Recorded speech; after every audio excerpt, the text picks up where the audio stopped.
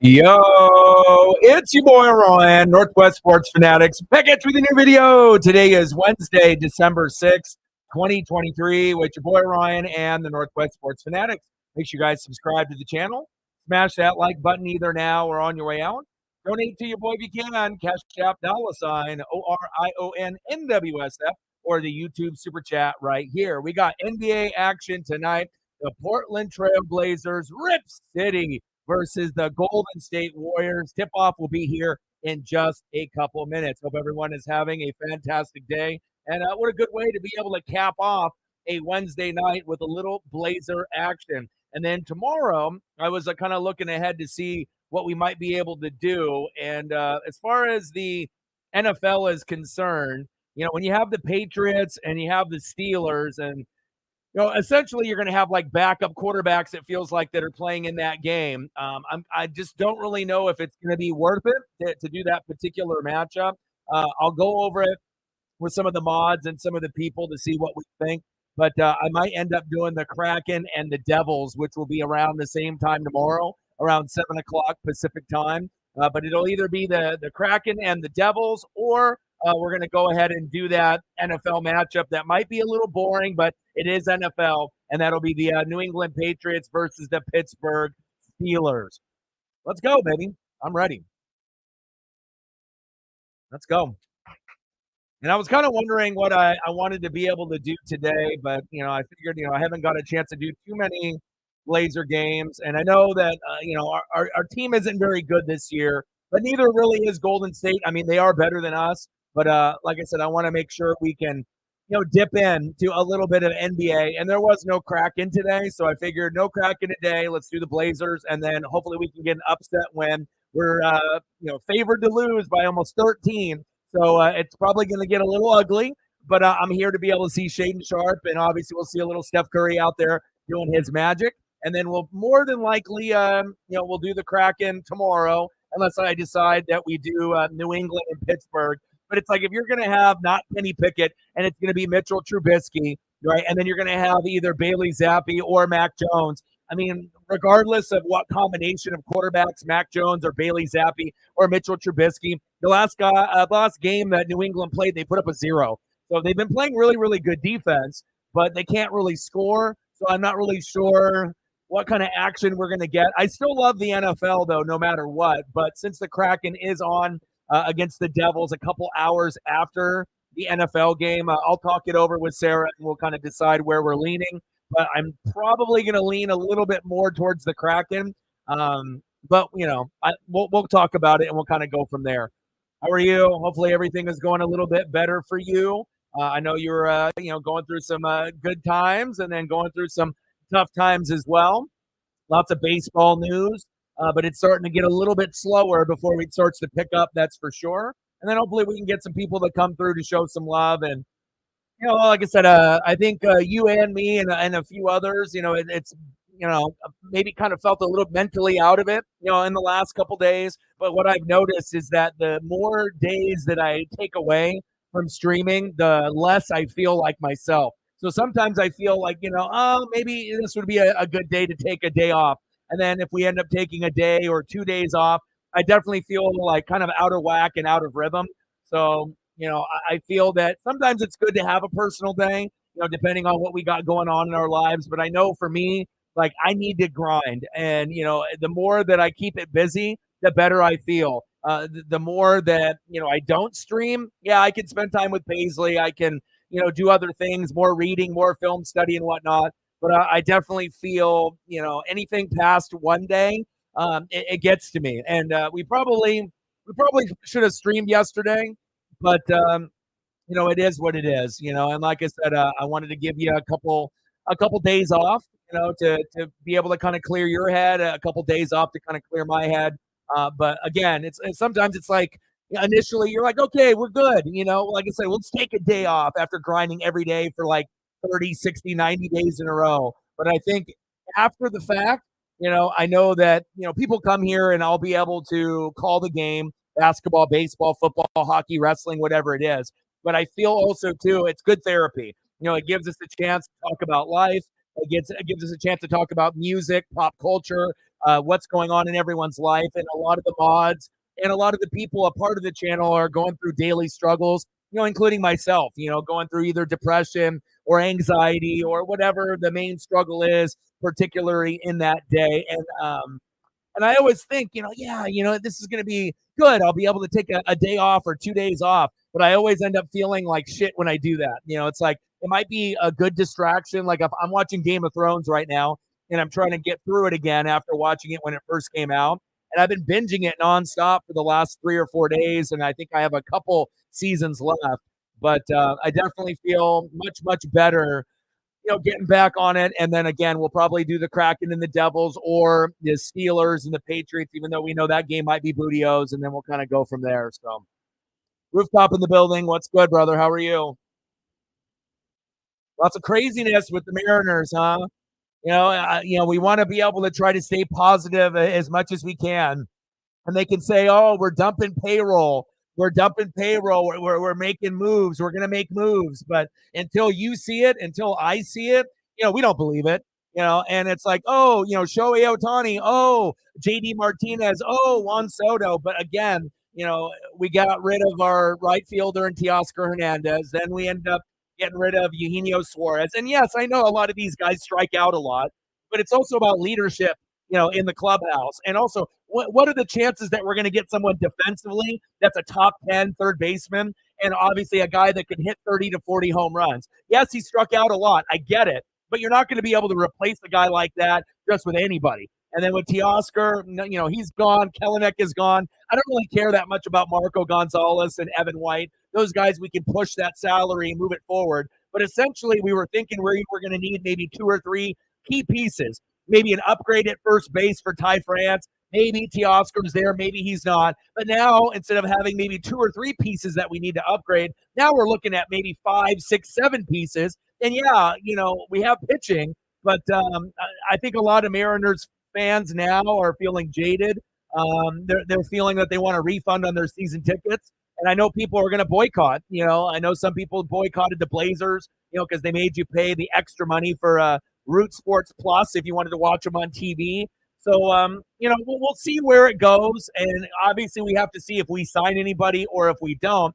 But it's like it took us 20 years to be able to make the playoffs. And you got excited. I got excited. Obviously, Trident got excited. My boy Justin got excited. Anyone that's a diehard Mariner fan from the 80s or 90s, we're excited, right? And then all of a sudden, we missed the playoffs. We had some inconsistencies. Didn't figure out our DH until like game 60 with Mike Ford. We were batting as a team about 220, 230, which is dog shit. And then the pitching was pretty good for a majority of the year. But again, the magic number was 5 runs or more or 7 to 10 hits. And a lot of times we couldn't even get that to give those pitchers that run support. So, we have ourselves to blame. It's not all Scott Service. But as far as in the offseason, I can't think of a more angry fan base and also making us look stupid, getting rid of pieces and getting a couple bags of chips, in return. So tough, man. Yeah, Yankees are going to get Soto. You know what I mean? And like I said, if we were going to get Ohtani or if we were going to get players in return, like okay, fine.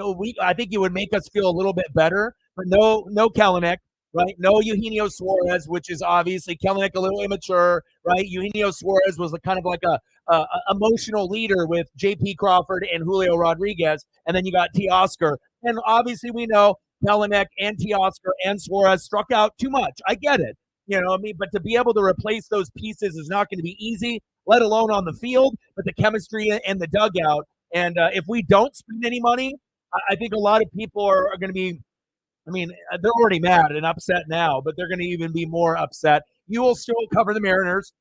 I'll still cover the Mariners. We'll probably end up doing some co-streams with you and me, or you, me, and Trident, or you, me, and one of your other boys, at some point in the season. But I'm going to try to do over 100 games like I did this year. But I don't know if I've ever been more disappointed, in a franchise after breaking the mold and breaking the curse of going to the playoffs and then barely missing it. But again, I can't be too judgmental yet. I got to be able to see if we actually make any moves moving forward. And if we do, great. If we don't, then obviously the Mariner fan base will probably be the most disgruntled fan base in MLB, for many, many, many years moving forward. So And John Stanton we trust. God, was Kellenick your favorite player, like legit, or are you just trolling? You did a show with Couch GM. Oh, nice. So, well, you and Couch GM, and I assume Trident joined you too if he wasn't busy there in Arizona. But yeah, Stanton, we don't trust Stanton. We don't trust Dipoto. And I guess we can't really. He was, yeah. And like I said, we have some Mariner fans on the channel, like Reflect and a few others. And I stuck up, and I, stood up for Kellenick. Like, I get it. He's a little young. But again, for a guy that is going through mental health, going through the ups and the downs, getting sent down to AAA, getting called up, getting sent down, and then obviously playing really good in Cactus League, obviously prior to, going into the regular season. He really was our only good player, for the first 50 or 60 games. And then obviously we had, a nice closer in Paul Sewald. But I think Sewald and Kellenick were really our most consistent pieces in the first 50 or 60 games. And then he hit a little bit of a wall like most Mariner players do, even Julio.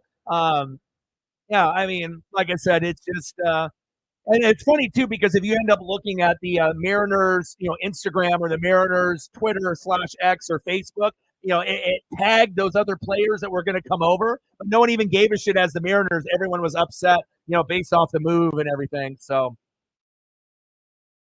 yeah, Kellenick, I actually liked him. I didn't have any issues with him. I mean, I get it. He got emotional and kicked the water cooler, but that didn't bother me. I like him. I like lefties and I like his emotion.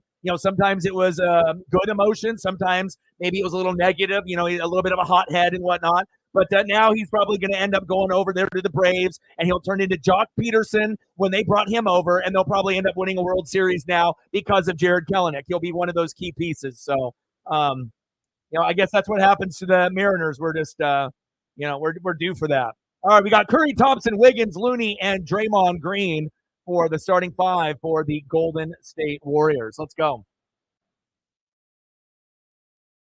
Reminds you of Bryce Harper. Yeah, Bryce is much better though. But again, yeah, kind of a Bryce Harper type of player. Maybe a Bryce Harper 3.0 because I don't think I can even call him a 2.0, but I see the comparison there. He did make the rebuilding years fun. Like Marco's old, White was, not worth the money. But like I said, if we don't bring Teoscar back, no Teoscar, no Suarez, no Kellenic, and that makes me sad. So, but again, we got to see if we make any moves and see if the Mariner organization is serious or not. Big three from the outside and one. Let's go, baby.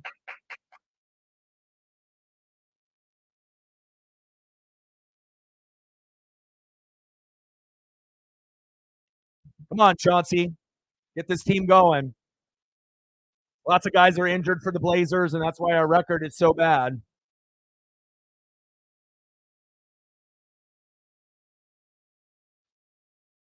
Free throws are good. Let's go, baby. And again, we're gonna Warriors are favored to win by 13 or more. It could end up being a 20 or 30-point win. But again, I gotta get back on the grind and whatnot. So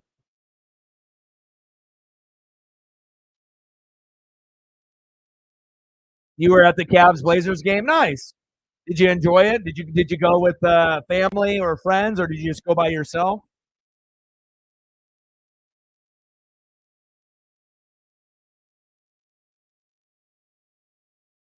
And we have to have Brogdon have a good game. Jeremy Grant injured, Ayton banged up, all our guys. At least Shaden Sharp has been playing pretty good for us. I think that he could be a future All-Star coming off the bench one day, and it's not because of his dunks. He can shoot the three. He's athletic. He's a pretty good passer. But again, Blazers, we're not making the playoffs. It's just pretty much another year of underachieving. And obviously, I'm not really big on Chauncey either, but again, when we don't have the NFL or college football on, you got to either lean towards the NBA or the NHL. There you go, Shaden, baby. Nice jumper there. 4-0 Blazers. Rip City. I love Sharp. He's my favorite player on the Blazers, hands down. But I do like the addition of Brogdon. Ayton is a little robotic for me, but I do enjoy him there. I mean, I think that Nurkic, him, they kind of, it's pretty much a push. I wouldn't have mind if Nurkic was still here, but obviously I think the fans were kind of leaning, wanting Ayton a few years ago, and now we got him. But again, sometimes you're going to get 10-8. Sometimes you're going to get 20-14, but it's not really consistent out of him, every single game. And Jeremy Grant's pretty solid. We haven't really got a lot of results out of Scoot Henderson, which we thought would be like a Dame replacement right out of the gates, and clearly he's not ready yet. So no playoffs this year, but hopefully we can finish in like 9th, 10th, or 11th instead of finishing closer to the bottom at 15th. So, right now we're sitting like 13th, 14th, 15th, based on just us this season, which is pretty sad. You went with family? Nice. Yeah, I'll probably be doing the Kraken tomorrow unless I decide to sit through a Patriots Steeler game with Mac Jones, Bailey Zappi, matchup where they can't even score any points at all. Their defense has been fire in the last 4 games in the last month, but they can't score. And then you got Mitchell Trubisky on the other side, and sounds like Najee Harris's knee is fucked up, and he won't be playing either. So I don't know what kind of game we're going to get tomorrow. I mean, if it ends up being like that Chargers-Patriot game where it's like 10-0, but it kind of sounds like it's a possibility where we could have very low scoring, like a 13-6 or a 13-7 kind of game. And I'm not really sure if I would want to sit through that in a whole stream. I mean, I know I will, but the Kraken is on against the Devils a couple hours after that at 7 p.m. So, I'll kind of talk it over with the mods and we'll kind of figure it out. But maybe do the Kraken just because that matchup with nobody wants to watch the Patriots. Hell, I don't even think Patriot fans want to watch the Patriots. So free throw is good.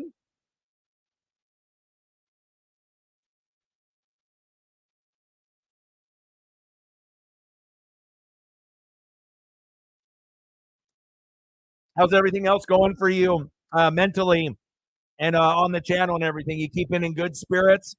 Like I said, anyone that's a streamer, it's not easy. You know what I mean? There's going to be moments of, depression or anxiety, feeling underappreciated, and I guess it just really depends on how long you've been doing it. I've been doing it a lot longer than you.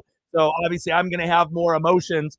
And I know you get emotional, but I feel I'm even more emotional than you and whatnot. So, like I said, just depending on how long you've been doing it and, it definitely wears on you. So, sometimes it's good to take a break. But what I've also learned is, if you have something that is a dream or a goal, sometimes taking too much of a break ends up being more of a negative than a positive, especially for me, because I like to keep busy. And the more days that I take off or the more days that I decide to, take care of other things, I feel like my mental health struggles with that. So one day is one thing, but anything more than one day, it's like too much for me. Judah in the building. What's good? Simons, baby, for 3. Let's go. We need him back in the lineup. Good to see him out there. Yeah, but the thing is you've just started, so you have no idea. I mean, like I've seen you do a lot of shorts and things like that. But once you start doing 3 to 4 hour streams and you're doing it for years and years and years and years, you know what I mean? Like I've literally streamed almost every day for 6 years, and you're not at that point. So, once you get to a point where you're doing videos and you're doing live streams and whatnot, hopefully you can keep a good positive attitude with everything. And I don't really go for the gimmick, content and go for like, the TikTok stuff or the shorts, and stuff. A lot of stuff I feel that, if it works for you, doing your niche, and doing like gimmick content and stuff like that, that's just stuff that I don't do. I'm not saying it's a waste of time, but I kind of feel sometimes like those type of subs are fake, you know what I mean? Because, they're watching you for 30 seconds to 2 minutes, and being able to retain, subs based off content that's 30 seconds to 2 minutes. Obviously we know attention spans is very little, and you would think that would work most of the time. Sometimes it does, sometimes it doesn't. But whatever works for you and whatever you enjoy doing, keep doing it. All right, baby, go to the line.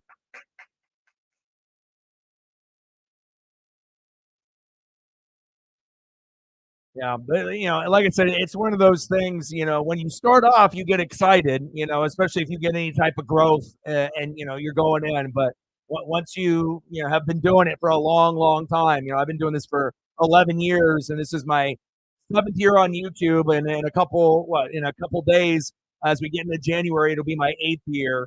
And you just got to make sure that your mental health is good. I'm not sure if you've ever had any mental health problems in your life or not, but Hopefully not, but most of us, on this channel, a lot of us have. So, good therapy as well. 13-6 Blazers. Let's go, baby.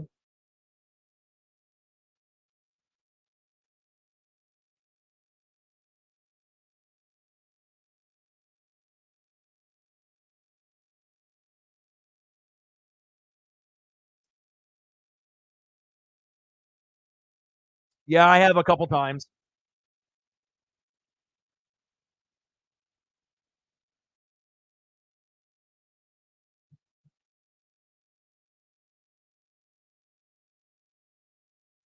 Yachty being manager, always a possibility. What kind of games you betting on, Judah? Yeah, Scoot Henderson, but we're so injured, bro. It's like as soon as we start getting like one guy back, and feeling pretty good, and then all of a sudden another guy gets hurt. So it's like we never can win. It's like we need to be able to have, Brogdon healthy, Ayton healthy, right? We need to have Anthony Simons healthy, Scoot Henderson healthy. We need all those guys, and then obviously with Shaden Sharp as well. We need everyone to be healthy, but it just seems like as soon as I feel like things are going good with like Jeremy Grant and Ayton, and all of a sudden they get hurt, but then we get Anthony Simons back. So we're terrible, but again, I have to be able to grind it out. And like I said, when we don't have the NFL and college football, which is going to be ending here pretty soon, then I'm going to have to transition into NBA and NHL heavier, which I don't mind. But I guess I have to just kind of pick and choose on what games I want to do. So, what you got on the what do you got on the DraftKings, or what do you got on for parlays right now, Judah? I think I'm going to be doing the Kraken game tomorrow. It's against the Devils. It's at 7 p.m., which is, obviously pretty late, as far as, it'll be 7 o'clock here, but 9, in the Midwest, 10 on the East Coast. But again, it's like nobody wants to watch the Patriots, even Patriot fans. And if the Steelers at least had Pickett and Pickens and Najee and Jalen Warren and TJ Watt, then it's like, okay, at least I can watch one team do something good and beat the shit out of the other team. But then now it's like you got Kenny Pickett hurt. Mac Jones and Bailey Zappi are both fucking terrible. The New England defense has been nice, but it's like, how many points are we actually going to score? I mean, there was a 10-0 game against the Chargers worth of the Patriots. And so it might be, like, honestly, one of the worst matchups all year. I'm trying to think if there's any other matchups, and normally Thursday night matchups sometimes are shitty, but I'm trying to think if there was a shittier matchup than this upcoming one tomorrow. So it's like I still love the NFL, and you never know, it might end up being better than we think. A lot of times it ends up being like that. But even though the Kraken and the Blazers for my teams have been struggling, I think I would rather do the NHL than watch two shitty teams go at it. And I guess, well, I can't really say the Steelers are shitty. They're like mid. They're like average. And again, obviously with Pickett going down, you assume they're going to start going downhill. Because Trubisky isn't that good. But New England is obviously tanking without saying they're tanking, and they're trying to get Drake May. They're trying to end up getting somebody. So good defense by the Blazers there. That board. And then I had to hit you with the thumb. That took me a little bit, but obviously we got Shaden Sharp on the left, my favorite Blazer, and then we got Chef Curry on the right.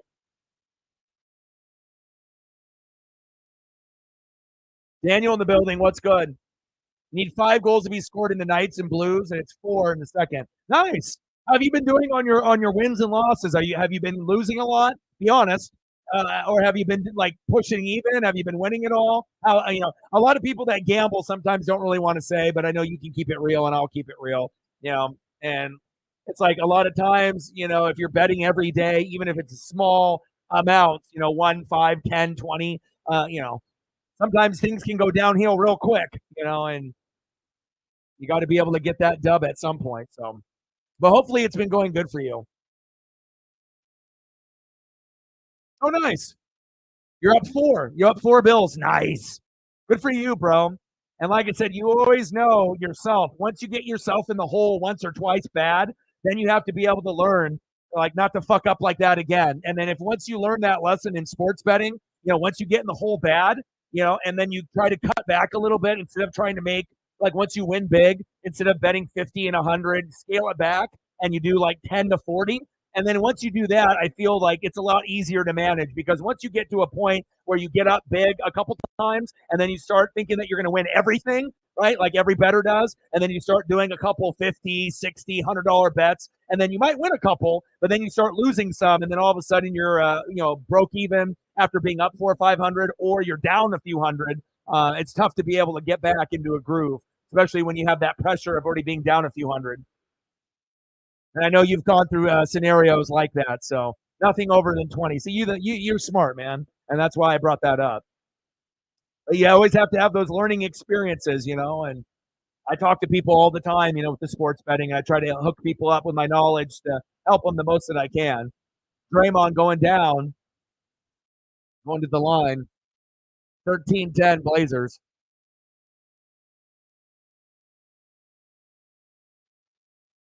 Matt in the building. What's good? Go Ducks. Yeah, and like I said, as far as the Ducks, Cam Ward would have been sweet. Who knows where he'll end up if he ends up, on Ohio State or a big program like that.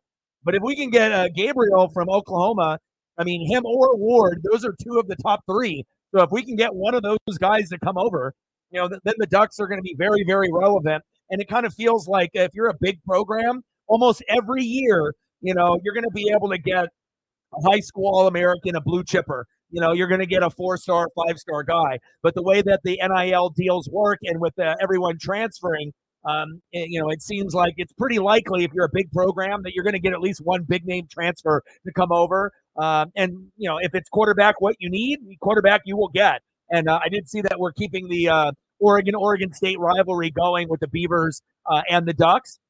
And I did get a couple posts tagged to me that at the Corvallis Goodwill, Jonathan Smith donated all his gear. So I don't know if the guys that have on social media bought everything, but if they were smart, they would have. And like I said, there's like fucking T-shirts and fucking zip-ups, jackets, hoodies, like the good shit, like the player, worn stuff, the coach worn stuff. And come on, Shaden. Yeah, baby. With the flush. There we go. Shaden Sharp, baby. But I know Chip Kelly did that, and a few coaches, they can't keep the gear. They're not going to, they have so much of it anyways, and it's all free. So, if someone can come across it, and it's the real deal stuff when it's got his name in it. And they had a whole rack of it. I almost got a little jealous. I mean, I'm not a Beaver fan, but I was thinking, damn, I got some really good Beaver friends that if I was able to like go down there and just get like one hoodie or like a zip up jacket, like one of those nice Nike ones that I have like for the Ducks, but then like an actual Jonathan Smith game worn or, whatever he wore it for, practice or whatever. And then I could, pass that down as a gift to one of my friends. I thought, that would be kind of a cool gift to be able to do, but obviously, Corvallis is a little too far for me from here. And by the time the video was played, I would assume all of that is already gone. So,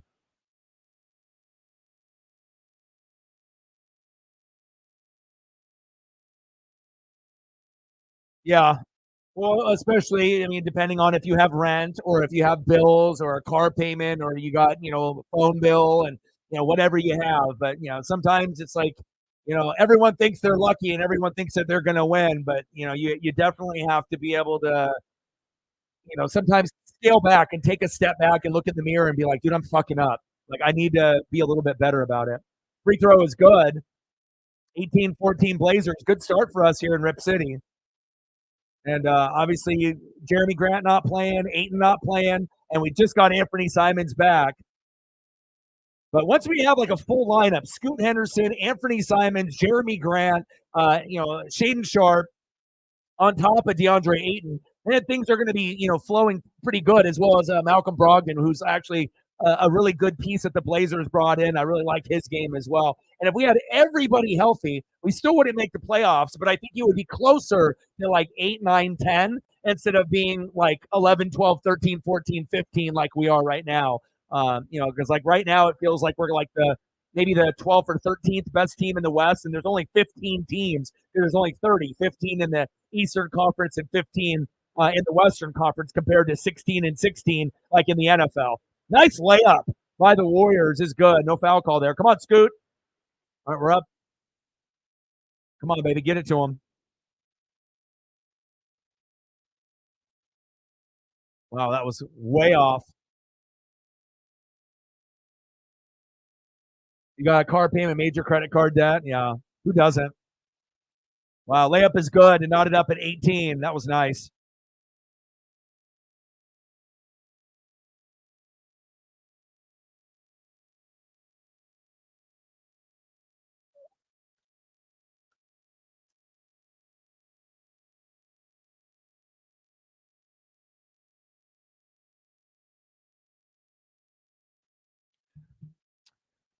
It's free. Nice. But, regardless of what happens today or tomorrow, and it feels good to get back.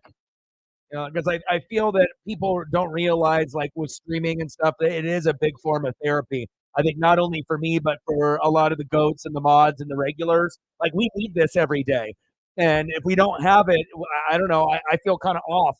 I don't know. How did you feel, Sarah? With these last couple days, I know you've been grieving and you've been going through stuff, and sometimes it's like good to be able to like, okay, maybe we won't do a game today, and maybe I'll watch a movie or maybe I'll watch a TV show. But then it's like anytime I end up doing something like that, I can only do that for so long where I'm feeling kind of guilty where I'm like, man, maybe I should, try to stream and whatnot, but it all depends on what events are on that day. Some games are better than others, every day is a different day to prove yourself and stream, and but not every day do you actually have good matchups in sports, whether that be NBA, NHL, NFL, college football, or whatever it is.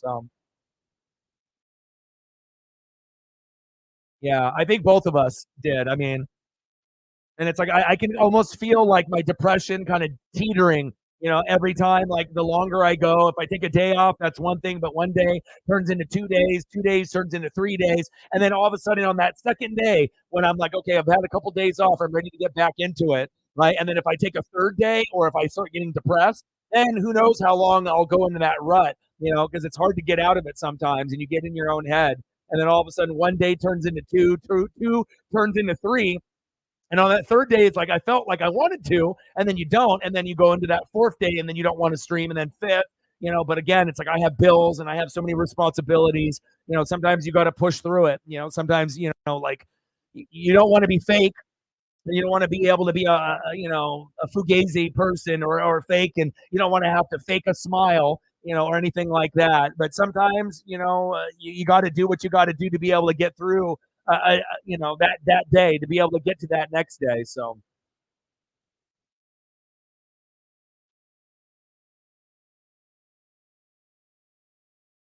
oh wow, 99.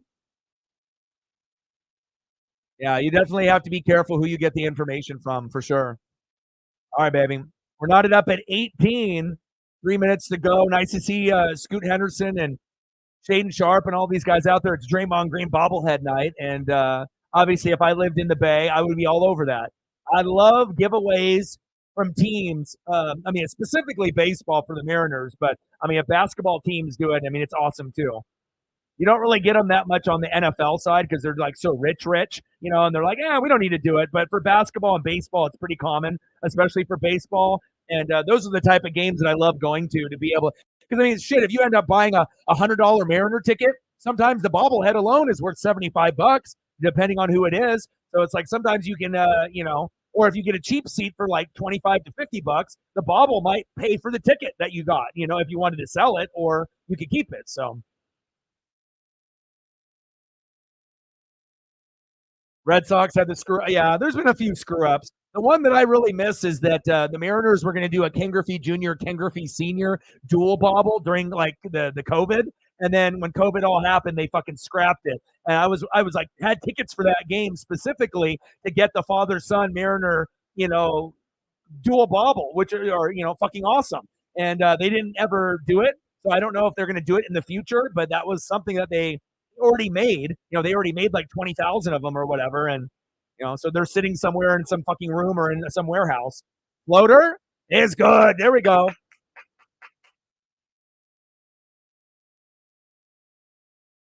For Kike Hernandez. Oh yeah, yeah. When they traded him back to the Dodgers, right? Yeah. I got a lot of love for Kike Hernandez, obviously, because that's my first MLB ball. When I got a year or two before COVID, around like 2018, 2019. My dad's been a Dodger fan since the 50s, and I was with him at that game, and then got the Kike Hernandez ball. That was my first one. Knees bled for 9 innings, but I got it.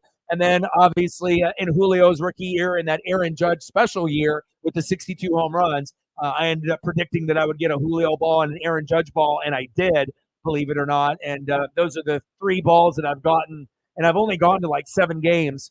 So I think that's a pretty fucking good ratio. I might not be Zach Campbell, but I feel like if I went to as many games as he did, I imagine I could have pretty similar results. You got to know where to go.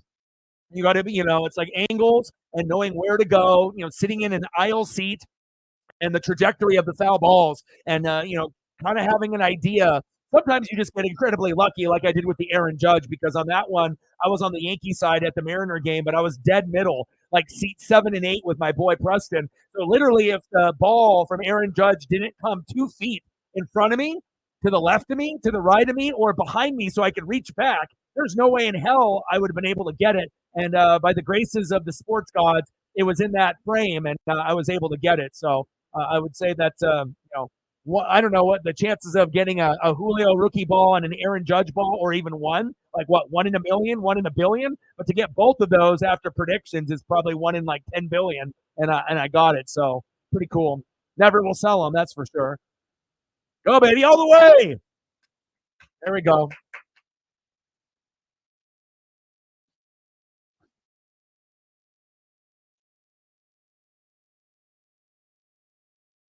Oregon and Washington plays, yeah.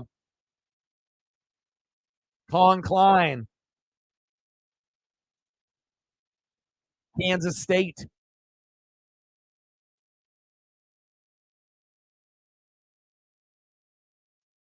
How are your Bruins doing, Judah?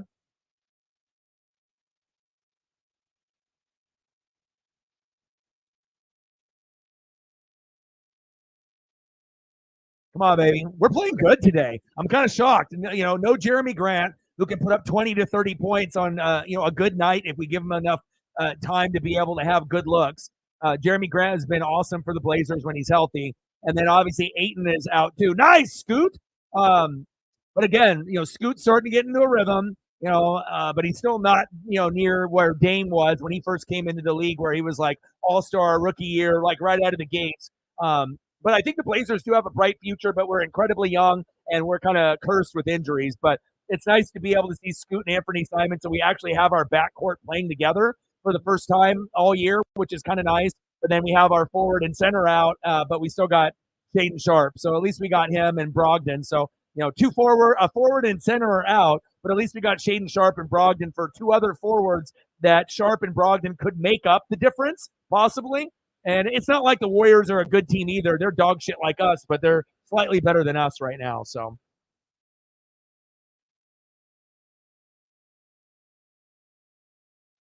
yeah, prayers up.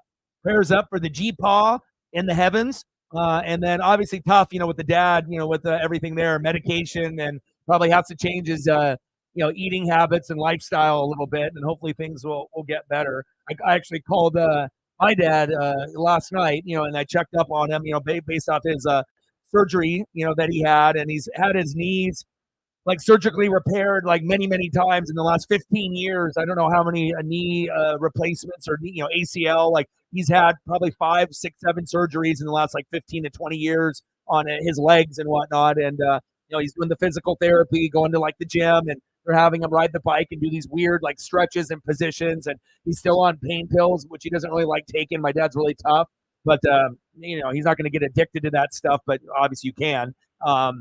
But he says it hurts, but he's driving now, and so that's good, and hopefully things get better and better for him. So looking forward to spending time with him at Christmas. 26-22 as we're wrapping up the first quarter here.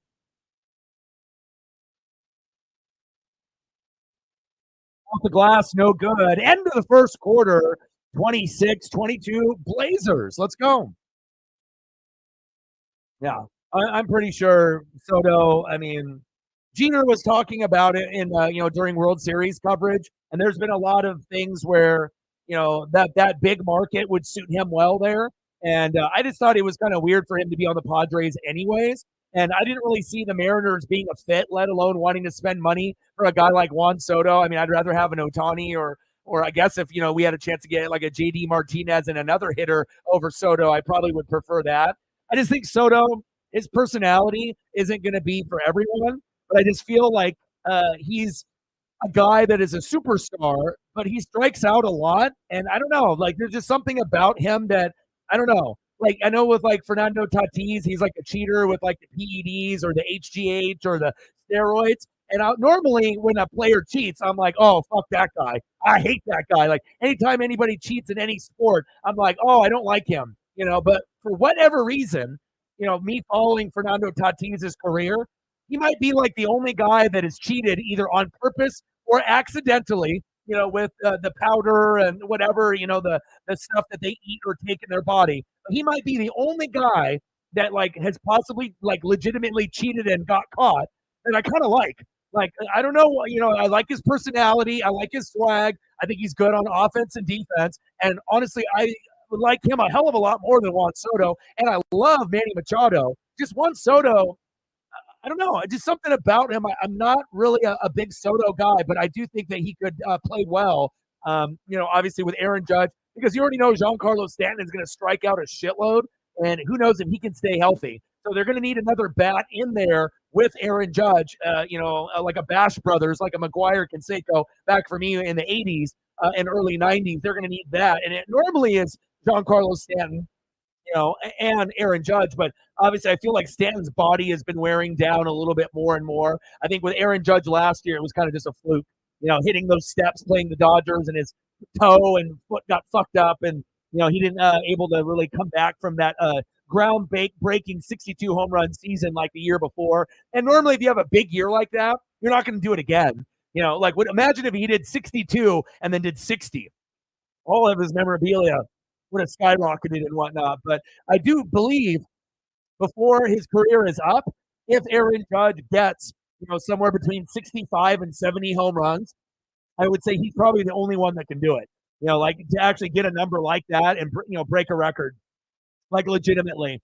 And as far as to our knowledge, he's just really big boned and he's got that wide frame and he's tall. As far as we know, he's not like McGuire and Bonds, like he's never cheated. And hopefully, he never cheats. I'd love for him to be like Griffey, like a guy that's respected. And then maybe at the end of his career, he gets a little fat and maybe his numbers aren't as good, but he never cheated. And that's really what matters in baseball. Bellinger, yeah, I would take Bellinger. I would take Bellinger in Seattle. I mean, I liked. Me and my dad liked him there. I got some bobbleheads of him for the Dodgers, and but you got to remember his rookie year, and then he was pretty good, and won. Is it a travel? There we go. Offensive foul on the Warriors. But after his rookie year, his numbers declined pretty fucking heavy. If you actually look at his batting average, his home runs, his hits, everything kind of fucking plummeted. And that's why they did James Outman and they traded him to the Cubs and sent him there, So, but if he can get his batting average up and his home runs up and he can be a little bit more consistent, I think that could be a plus. But again, there's a reason why the Dodgers let him go and went for James Outman instead, because James Outman was the lower name, but he was giving you similar stats and sometimes even better. But hopefully Bellinger can have like a rebirth in his career. I wouldn't mind having him as long as we don't pay him too much. Yeah, he was pretty awesome last year on a shitty Cubs team.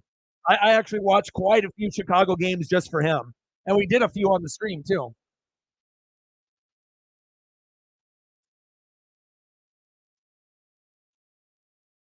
But good to be able to see the Blazers and the Beavers rekindling that civil war.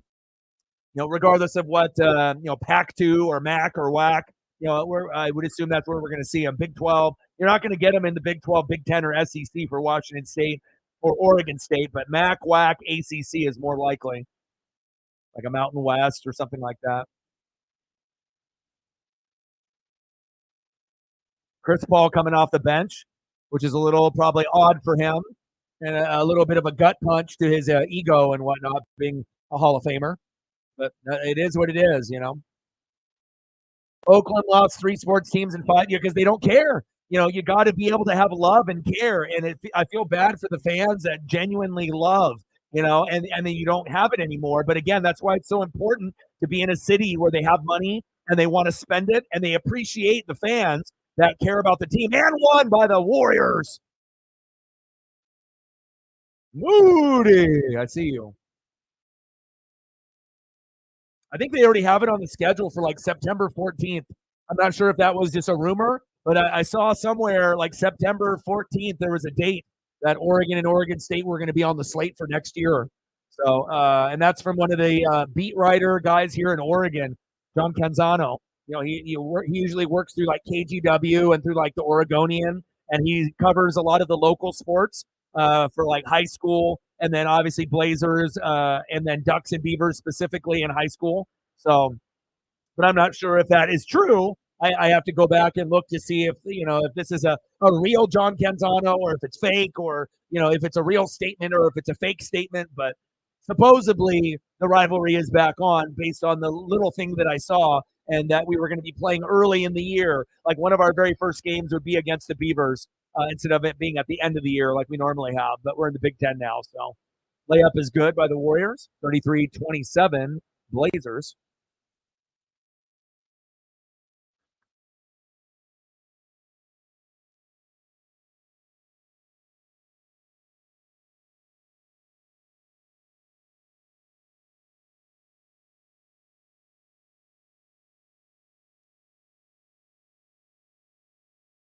Well, you already knew he was coming back. You already thought that he was. Well, it makes sense, especially if you're a great player. You get bored. You're like, I need to make money. I need to be involved somehow, some way. And if you're not a good talker and you're not going to be a former player or wrestler doing a podcast, which is pretty much every goddamn athlete or wrestler, good, bad, or ugly, or if they were a good wrestler or a bad wrestler, they were a good player or the shitty player or a bench guy or a jobber. Seems like everyone is desperate for money and attention. But just because you're a former wrestler or a former player doesn't mean you're going to be a good talker, and that is big facts.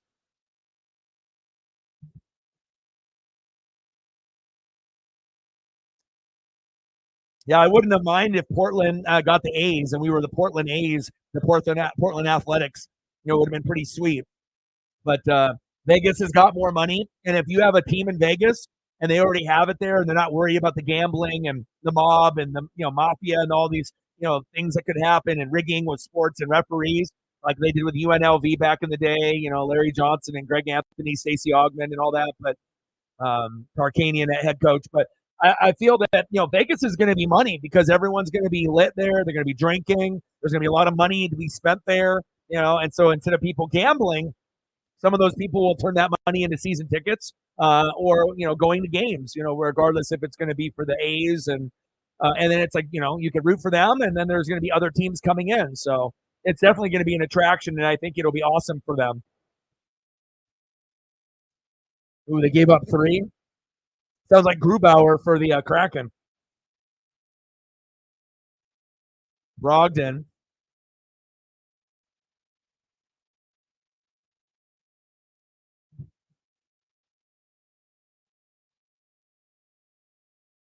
$33-30 Blazers. CP3 at the top of the key. Weird seeing him come off the bench, but he's not really the same player as he was.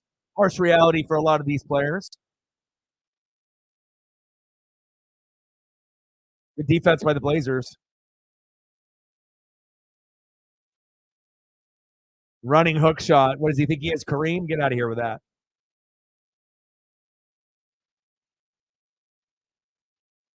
Brogdon, top of the key. Nice pass. Let's go, baby.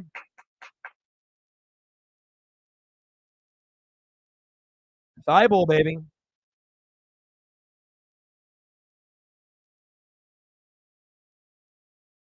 Yeah, shout out to LaMichael James, getting into the college football Hall of Fame, well deserved. One of my favorite players of all time, and that will never change. Very, very cool to be able to see him get his accolades and kudos. I mean, I will always be a big, big LaMichael guy and a big DeAnthony Thomas guy. Like, those two guys and Joey Harrington, and obviously I got mad love for Mariota and Herbert as well, but, those are going to be the main 5, Herbert, Mariota, and then obviously Joey Harrington, and then LaMichael. and D'Anthony. Lots of love for Haloti Ngata too on the defensive side on that D line.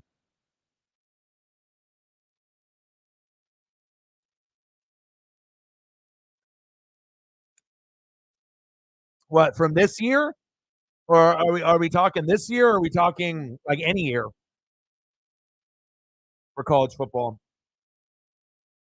But at least, we'll get into some NBA and some NHL. We'll have NFL a few times a week, and then we'll have bowl games, and I'll try to do quite a few of them. I mean, it takes me about an hour to 2 hours to make a film, but again, if the matchups are good and there's nothing else on, and as long as I can spend time with Paisley and I don't feel that she feels like neglected and abandoned, I'm going to try to pump out as much as I can. And there's not a lot of people on YouTube that grind like me, especially on the college football side. I'm one of the only ones that really does it consistently.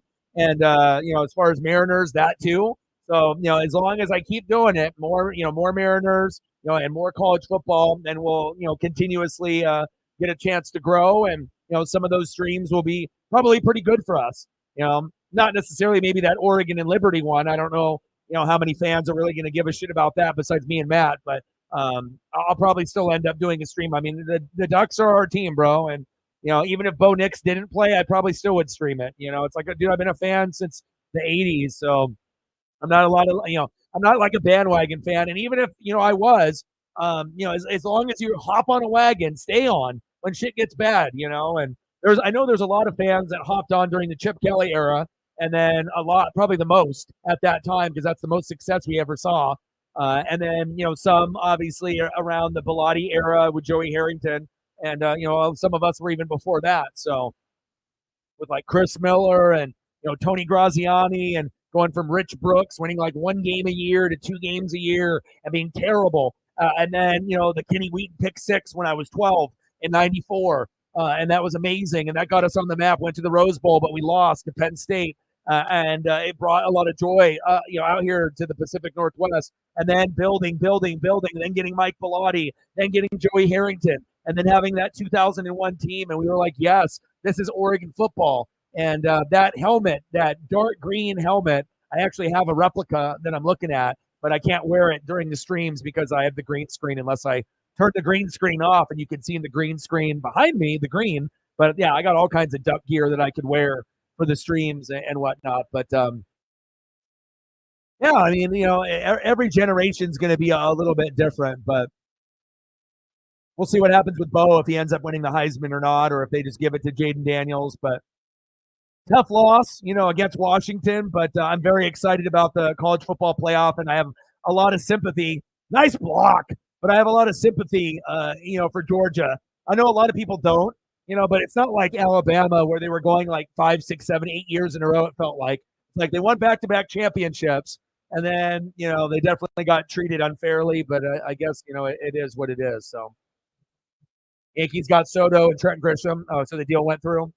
Nice.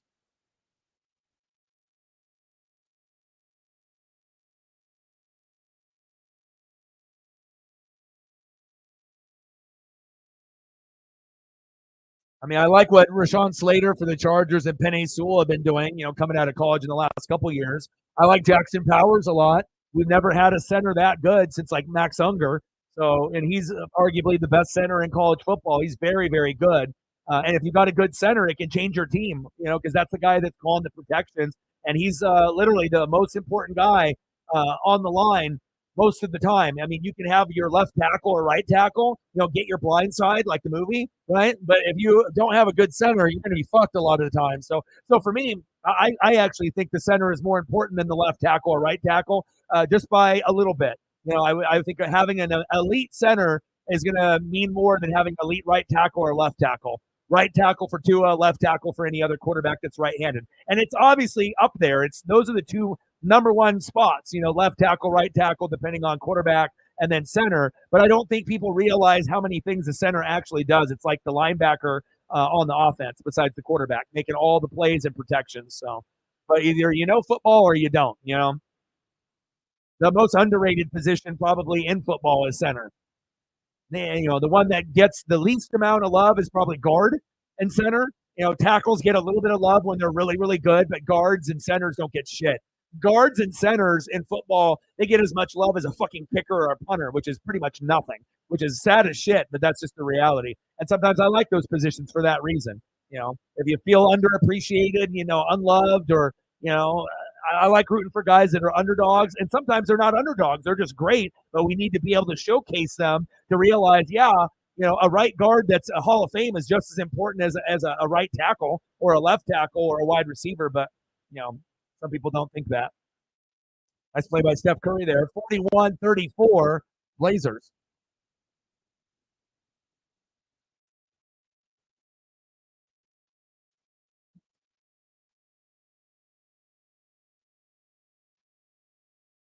Oh, nice. Shaden Sharp going strong to the hole with the bank off the glass. There we go.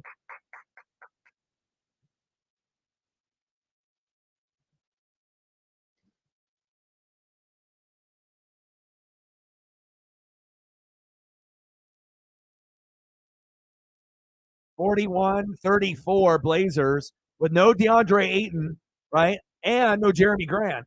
I mean, that's like 30 points not there. So this could have been really bad.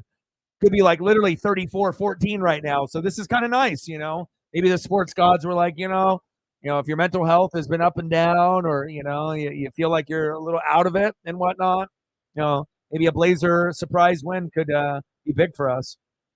I was not expecting Anthony Simons to play. It was a game time decision, so that was a pleasant surprise.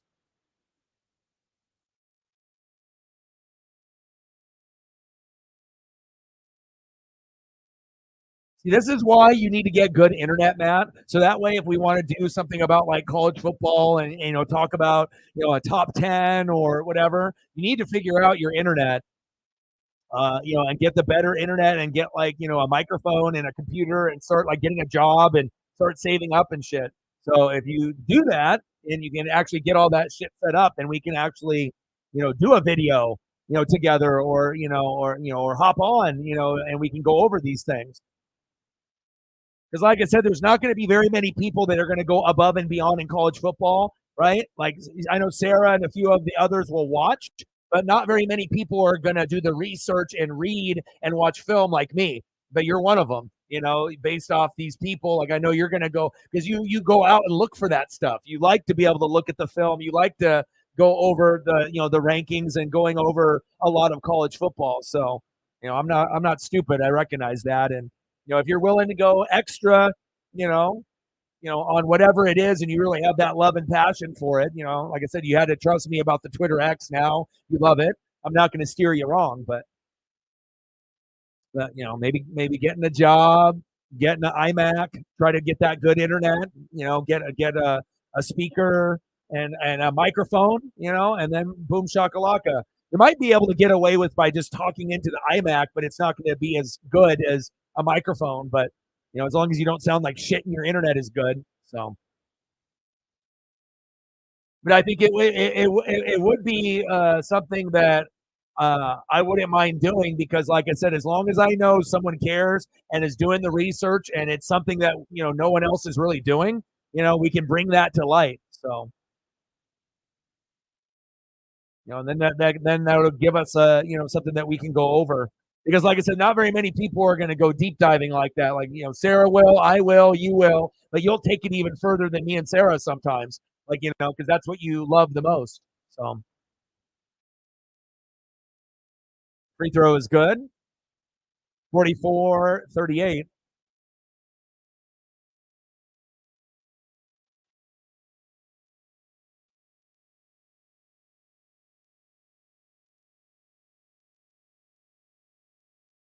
Passan, you send me all the Passan.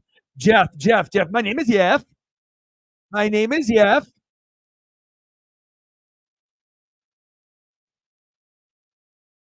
Eduardo Rodriguez, huh?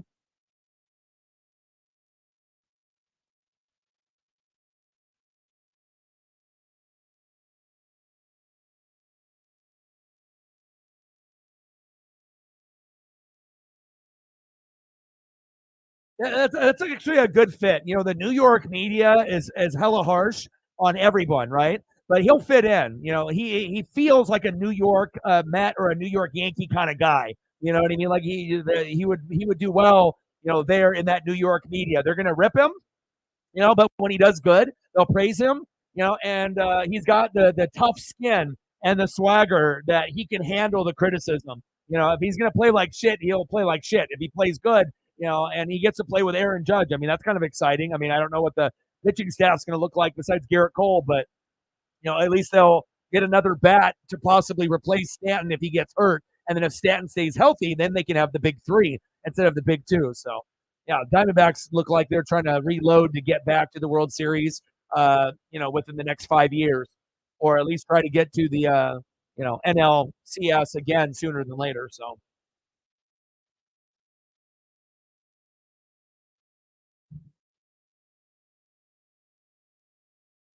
what are we thinking? Are we thinking Kraken and Devils just because the NFL game is going to be so shitty? Is that what we're thinking?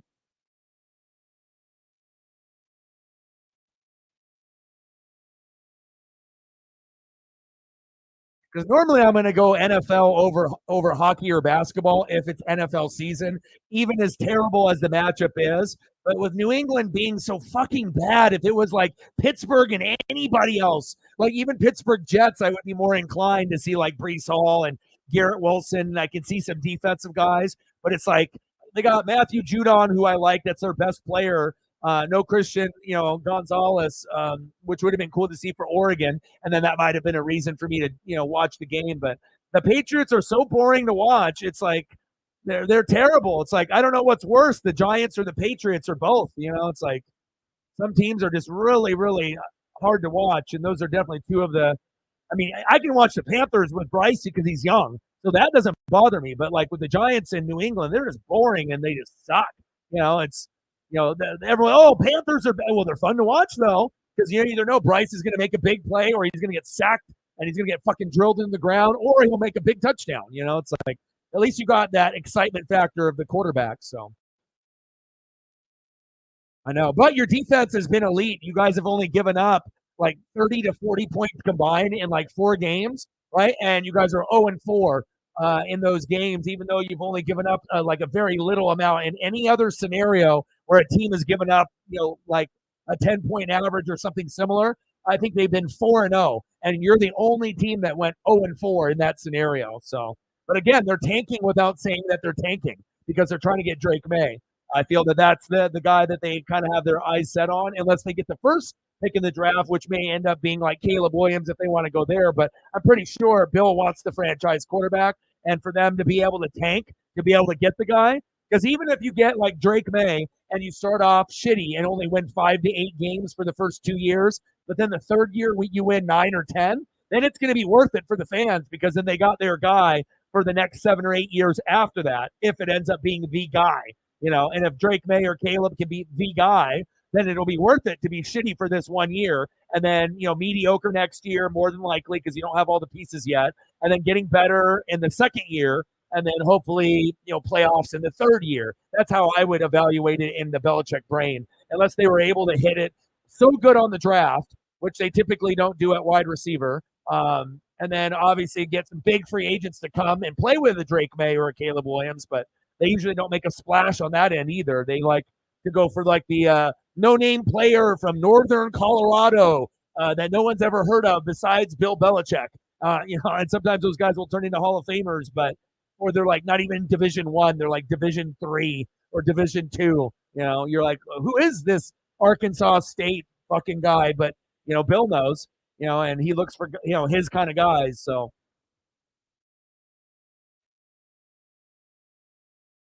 well, they had a good one. And Jacoby Myers should have never let him go because they're going from Jacoby to Juju is a downgrade.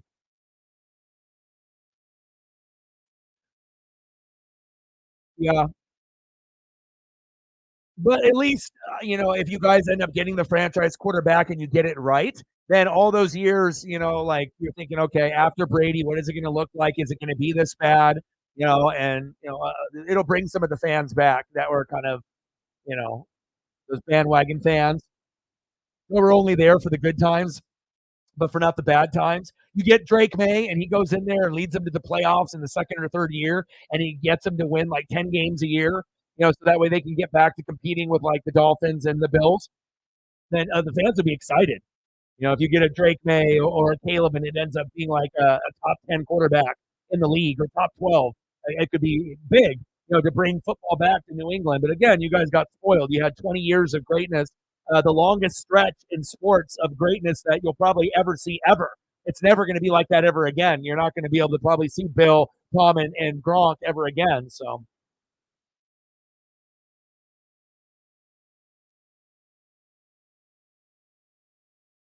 yeah.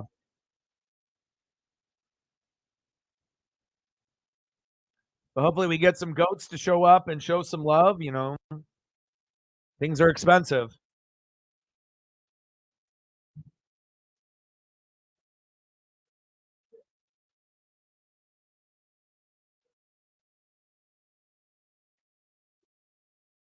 48, 42, as we're just on a commercial break. This one came out pretty well with the Shaden Sharp and the Steph Curry.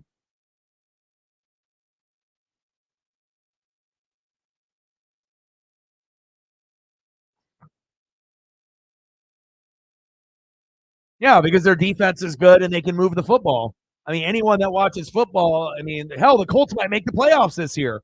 I mean, the way that the Trevor Lawrence being hurt, it's going to be the Colts or the Texans maybe now, because you can't. If Trevor's out for a while and they start going on a skid, the Colts could, or Houston, or both. I mean, we'll have to wait and see how it all plays out. But those two teams are only a few games back, and it makes you kind of wonder. If the Colts could have played better defense early on within the last like month to 2 months, they played so much better.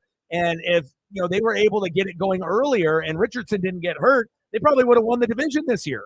I mean, assuming that Lawrence, we'll see how healthy he is and have the severity of the injury. But it looked like, okay, Jags. But if Lawrence is hurt, there's going to be CJ's played good, but they can't rely on that defense yet because it's just, so brand new. And some games they're going to win and some games they're going to lose. It's CJ Stroud's rookie year, but he's playing great, right? But, you got Will Anderson over there and a few others, but it's still new. It's brand new. The only team we know for goddamn well sure that sucks is the Titans. So they got no chance, but it's a 3-team race, with those 3 teams. So, and it wouldn't shock me if the Colts and, if the Jags went on a big slide and, if they make it, don't make it, I wouldn't be surprised either way. It all depends on Trevor. And then if the Colts make it or don't make it, I wouldn't be surprised. And Houston. Or if some weird ass scenario happened where they were able to get enough wins where Houston and Indianapolis made it. But for that to happen, then there would have to be some wacky shit in some of the other divisions to have both of them make it. It probably would only be one out of the AFC South, just like one in the NFC South, because we suck. It'll be the Saints or the Falcons. It won't be the Buccaneers. Thank God. So I can, hopefully get – there we go, Short. Hopefully I can get my franchise quarterback. But knowing Tampa, they will stick with Baker and Kyle Trask. And then my dream of getting, either like Caleb or Drake May or Quinn Ewers or Michael Penix Jr. or Bo Nix will disappear. And then I got to pray that they get one next year, whether it be Shedeur Sanders or someone else. But, I mean, we'll see. But I just really hope that we get a franchise QB in the next 2 years, preferably this draft. So.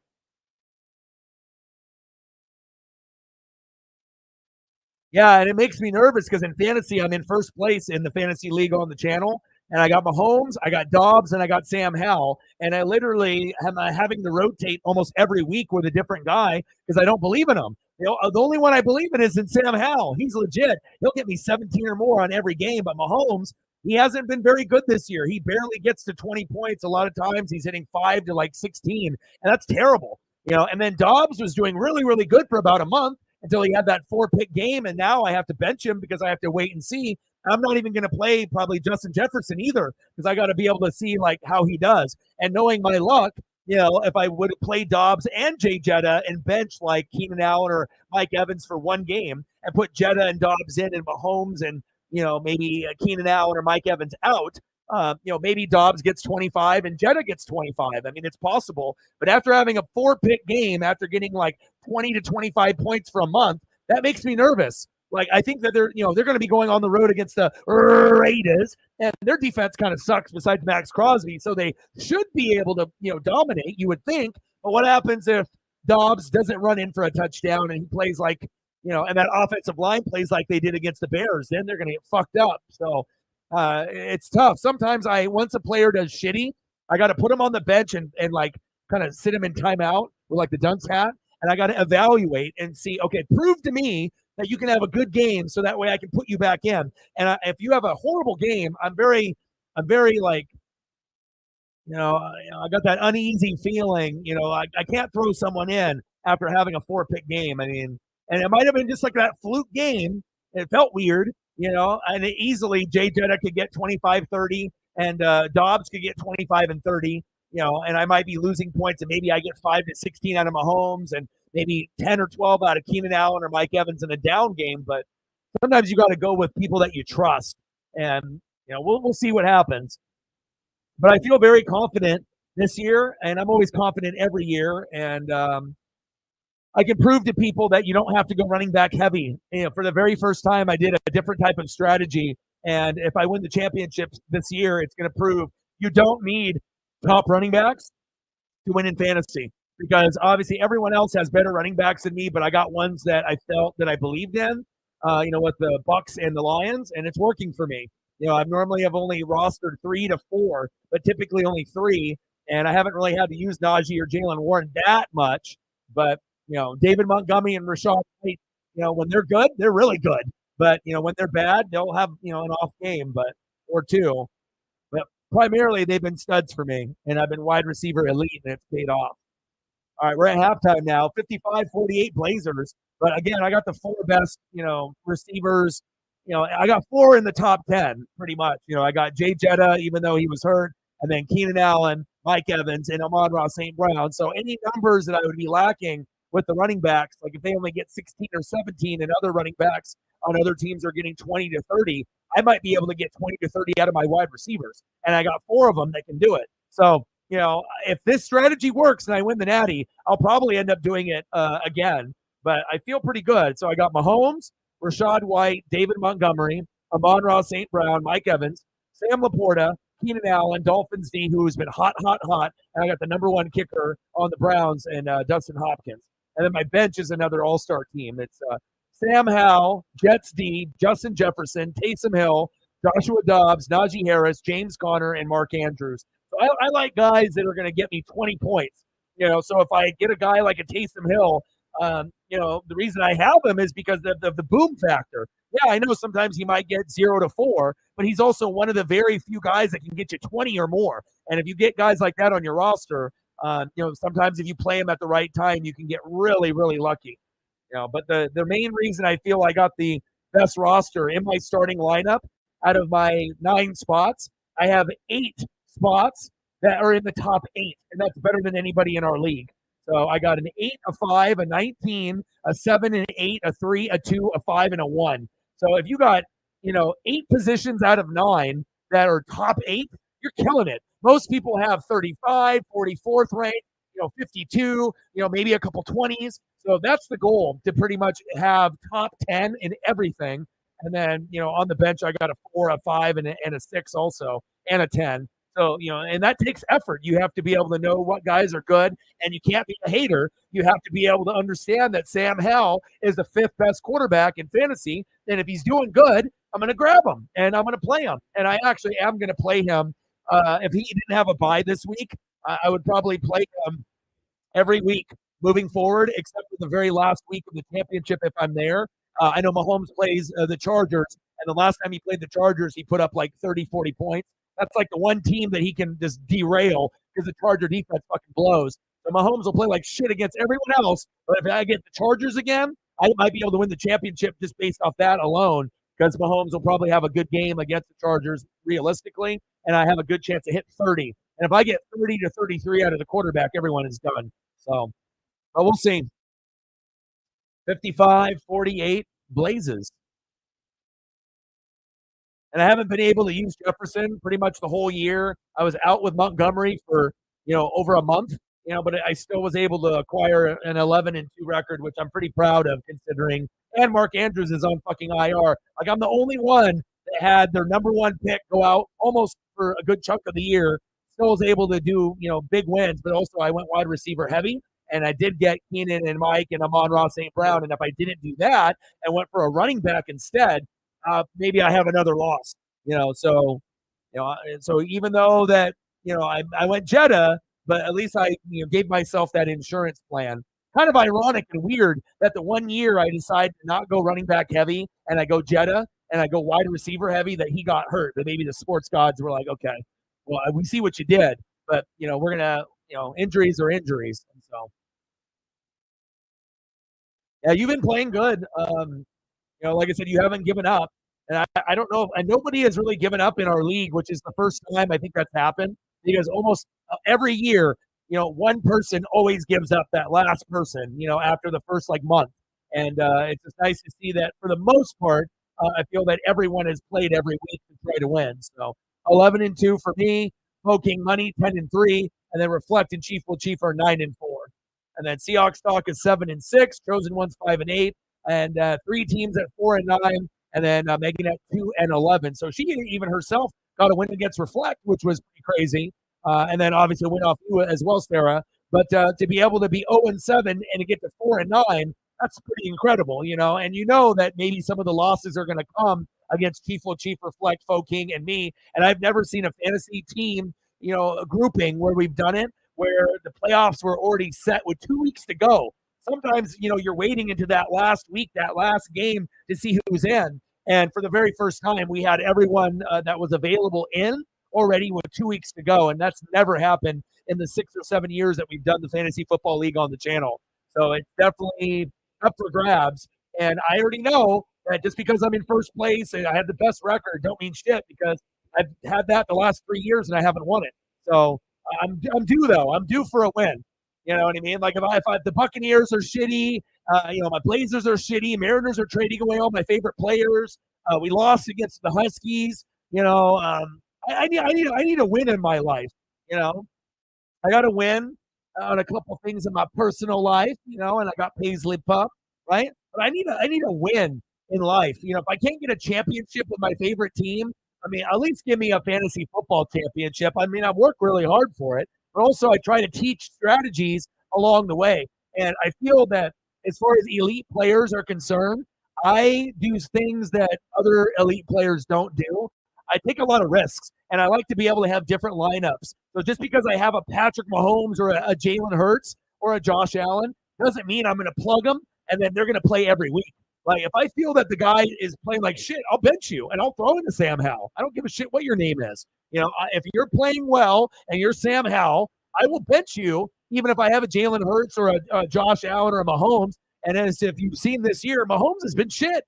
I had the first quarterback off the board in the third round, and I should have went Jalen Hurts, and that's probably where I'll go if I have that opportunity again to pick a quarterback first in the third round or fourth round. But you know, it's just like if they don't get Mike Evans or a Tyreek type, or they draft like Rome and Troy Franklin, I cannot trust Patrick Mahomes moving forward. There, no Bieniemy, Nagy, no Tyreek, and then these other guys, I don't trust. Why would I pick up Mahomes? When I can at least go Josh Allen to Diggs and feel okay, they had a shitty year this year, but I can trust that. And then Jalen, you can trust. Herbert, you can't really trust. Lamar, you can't really trust. I mean, then you're, pretty much just you can go for a lower name guy, and maybe something good happens like Sam Howell, and you don't even have to draft him. You'll pick him up. So, anyone that picks, Josh Allen, Jalen Hurts, or Mahomes, you expect results, 20 points or more. And if not, I could have, taken others and then built up my team even more, but sometimes you live and you learn. But the year before, I had Herbert, right? And he got hurt with the ribs, but I was smart enough to pick up Geno Smith. He played awesome last year.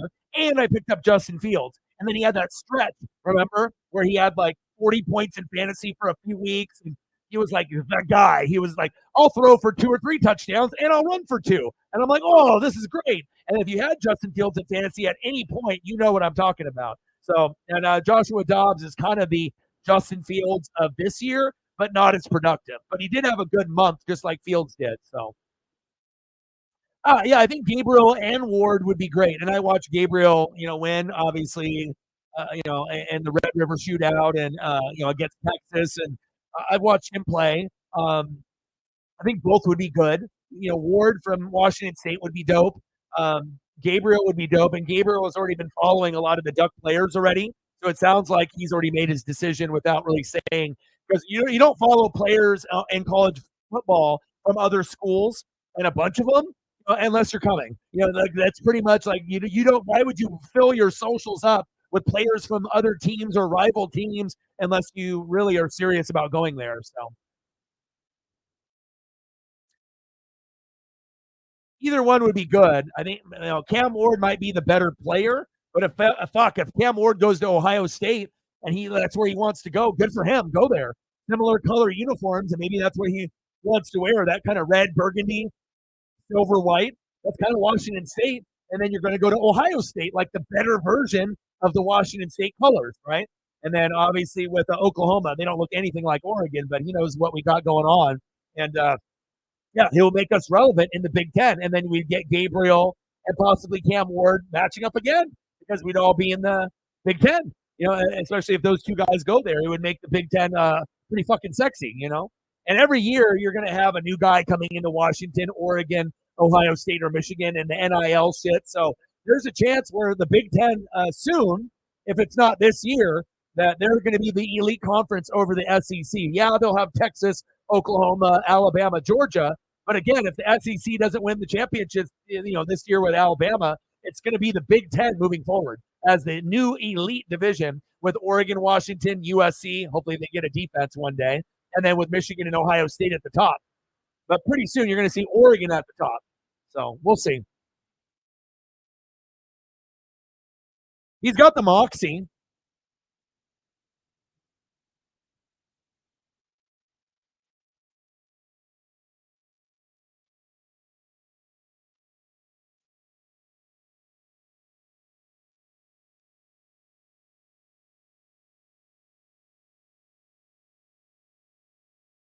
And what's one thing that I like, Matt?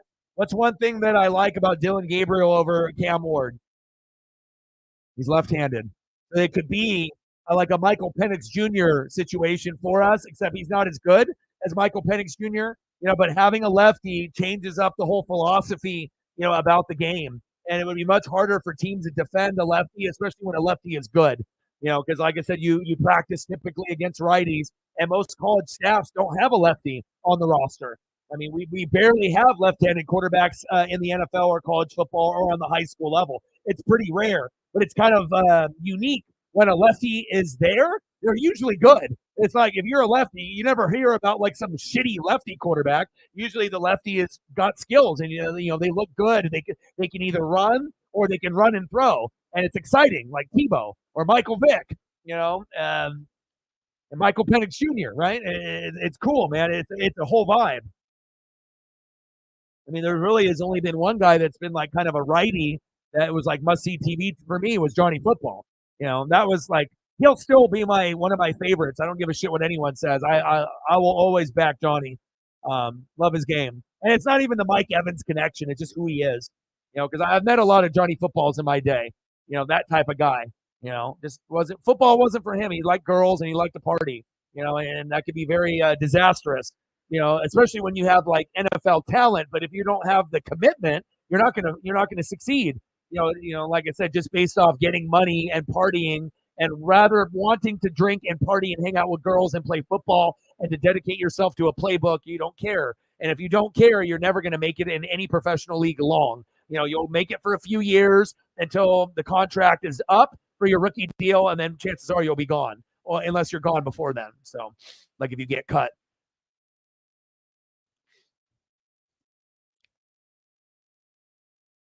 You went to high school in Hawaii, so did you know? You obviously knew about him then prior, and if you didn't, obviously you're looking into him more now. But I would assume a lot of people in Hawaii probably knew who he was then. He had to have been one of the best quarterbacks in Hawaii, I would assume, in the high school ranks, right? I'm gonna go get some juice. Give me a sec.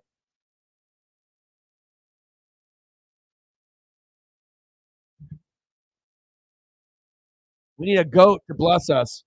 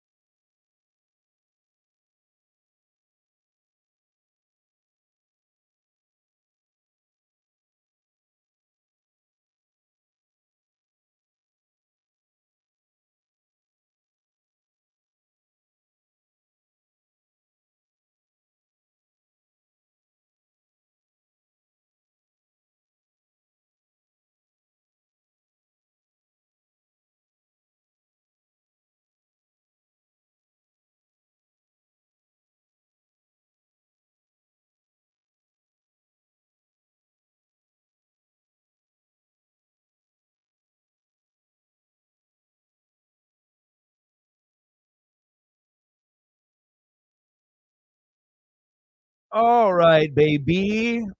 58-48. 9 for 25 from deep, 8 for 10 for free throws. 55-48. They're only 2 for 16 from deep. Steph Curry is not lighting it up. Thank God. It's like the sports gods. Look at this. There we go.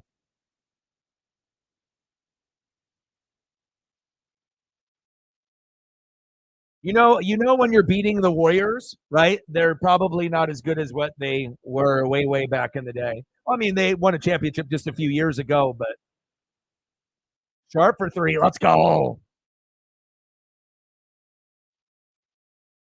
He was probably on a different island, or do you know where? So where do you live, and where did he come out? Like out of the islands? Like where's he from? Honolulu, Oahu? Like where are they from? I know you've told me before.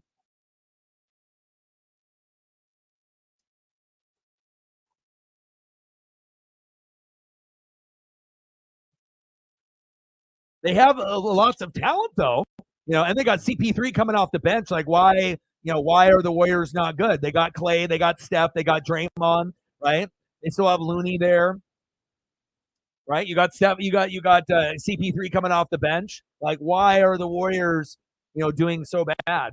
A lot of it, is injuries, to some of the guys, and obviously defense isn't as good as it used to be. And the West is just really fucking competitive. When you're starting to see like the Denver Nuggets being like the best team in the West normally now, that's a new thing. And there's other teams that are going to be playing on a high level too. So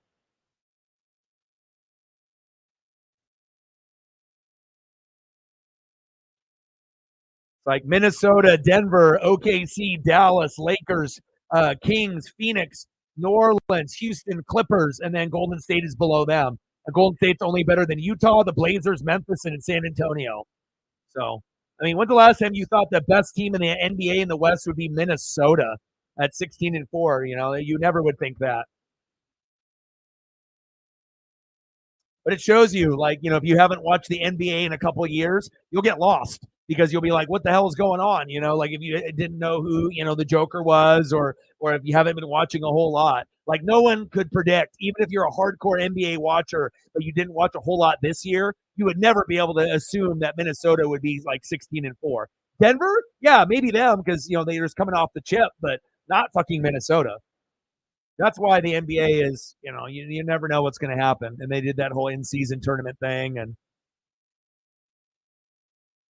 Minnesota, Denver, OKC, Dallas as the top four. Get the fuck out of here. And then the West got a crazy team in there too. Boston, Milwaukee, Orlando, and then Philly. Like you would think Boston, Milwaukee, Philly. Yes, 1, 2, 3 in any order. But Orlando, that says it right there. No one would be able to predict that either. I mean, Pablo Banchero, and they got some guys over there, but no one would think that they would be that good, right in the mix between Philly and then only trailing the Bucks and Boston.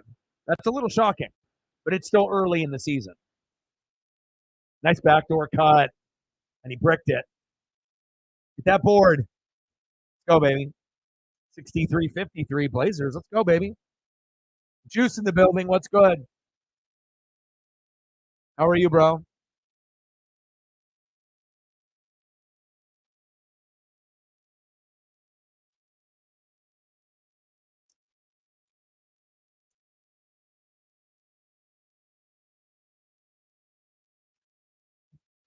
Draymond on the Blazers. That's why, like, if you do sports betting, and a lot of people they don't come for advice for like either fantasy football or fantasy sports or sports betting or predictions or ESP. A lot of the ESP stuff kind of comes on the fly. It's not like, oh, who do you think is going to win the Super Bowl? Like, that's it kind of comes in waves and whatnot.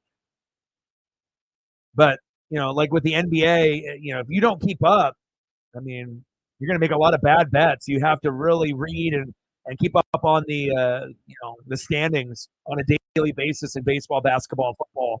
Like sometimes in football you can get away with it based off team reputation, but and sometimes like you kind of have an idea of what's going on, but especially with basketball, baseball, and hockey, it's like if you ain't doing your due diligence, you're throwing money away. Watching the Nuggets and the Clippers, you got money on the game or no? Or are you just watching for fun? Hawks to play the Niners and Eagles. Yeah, it's going to be rough, man. I still think the Hawks are good enough to make the playoffs, and it really will probably come down to the Hawks, or possibly like a Minnesota, and the way that Green Bay has been playing, Green Bay might make it. So it's like you got to make sure that you're trying to collect some of these dubs. I mean, you can win the last three, but you have this really rough stretch where you're on a skid right now. And if you keep continuously going on the skid and that Uncle Mo and that momentum goes on that negative, kind of mindset, then those last three games, if you don't win all three, there's a chance a team like Minnesota or Green Bay might take your spot. And you might only have one team in the NFC West. And at the beginning of the year, we thought, two Niners, and then Seahawks were going to get a wild card at 10-7. But then the schedule has been absolutely brutal. And you got your heart ripped out in a couple of these games. Like the Niner game on Thanksgiving, I knew you were going to lose that. But you guys played with so much fucking heart on the road, with Dallas. DK with fucking 3, Steph Curry with an and 1, whoop, with a floater. That was pretty. Ooh, that was one of the best plays of the game. He had a floater and got fouled, and he swished it. Very Chef Curry. Let's see this again. 1-on-2, gets hit in the hand. No problem.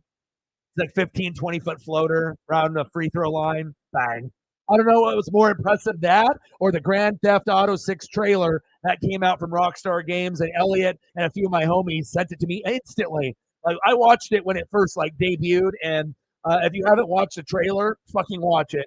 It's not coming out till 2025, but I will buy a next gen system for that game if I don't already have one. Even to this day, I got a PS2 in my room for Vice City, and I think I'm going to pick up San Andreas just to play it. Just to have those memories. Like anyone can play Grand Theft Auto 5, but we've been playing it for 10 years. It's like we're waiting for 6. And if you've seen Twitter or X, they have a lot of things that have happened in Florida.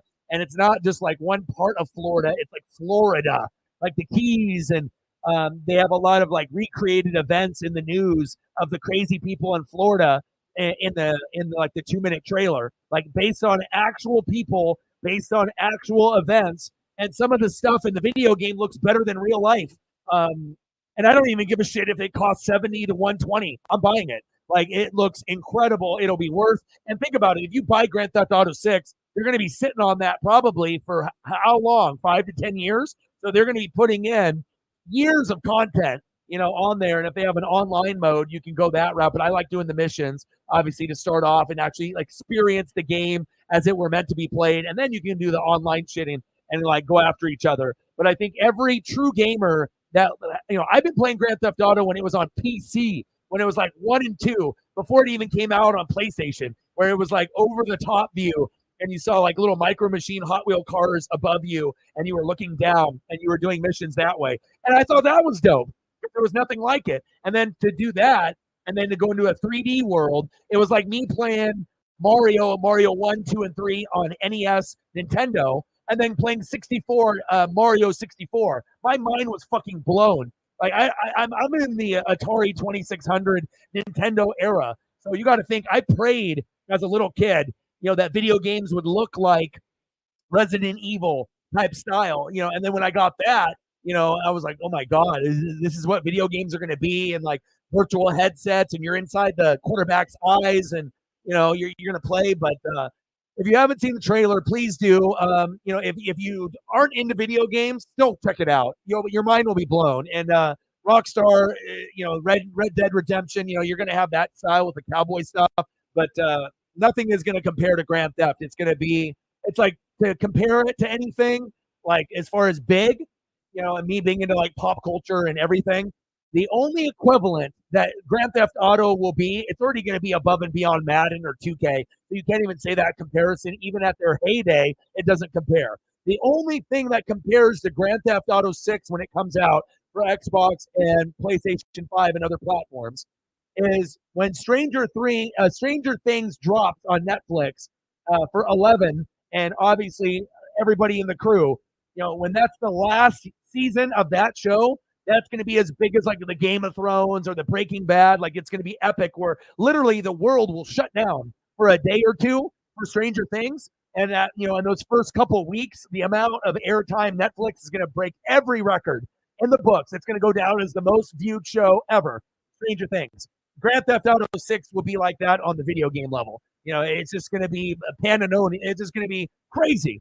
But the thing is, after maybe a month to 2 months, then the Stranger Things, everyone's seen it.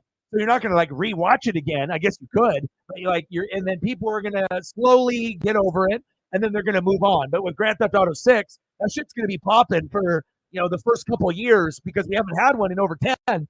So it's like when that starts to go, for it to like start losing steam, it won't be for like after a few years. Then maybe it'll lose a little steam. But a lot of people are going to be very, very in tune. And there's going to be a lot of people that are going to buy a video game system, even people that haven't bought a video game system since maybe PS1 or PS2. Maybe they have a 3 or a 4 or Xbox 360 or Xbox One, but it might be someone that hasn't bought a system since Sega or Super Nintendo or Sega Saturn or 64 or a GameCube or a Dreamcast. And they're like, you know what? I'm ready. And then they're going to end up buying a system, or someone that maybe hasn't had one since PS1 or 2. Not everyone upgraded to a 3 or 4. A lot of people did. And then if you got the red eye with the 360, like me, I had like 5-10 games. I'm like, fuck this. I was like, I'm going to buy Xbox once. I'm going to play Gears of War and Call of Duty. I'm going to fucking love that shit. I did. I bought the college football and the Madden and the basketball games. I bought all kinds of shit, fighting games. I bought the whole 9 yards. I loved it. I really did. I mean, I'm a PlayStation guy through and through. And I did the Nintendo thing growing up, but I consider myself more of a PlayStation guy. And I never got the hate on the Xbox and the PlayStation. You can be one or the other, or like Android and iPhone. Like you can't like both. Like is it impossible to like both? There's always like haters. It's like, oh, you do PlayStation, you can't play Xbox. But I was like, why can't I have both if I want both systems? Because that gameplay that you got out of Call of Duty and Gears of War was better on Xbox than PlayStation. It just was, and then like maybe some of the sport games or the RPGs or the original content might have been better on PlayStation. Like everything is going to have titles geared unless they're for both, but also Gears of War only being for Xbox. I mean, I'm like, oh, I love this. Like I remember I got that the day it came out, and me and a buddy stayed up all night to beat it. That's how much I loved it. And like you can play that in solo mode or with a friend, and it's incredible.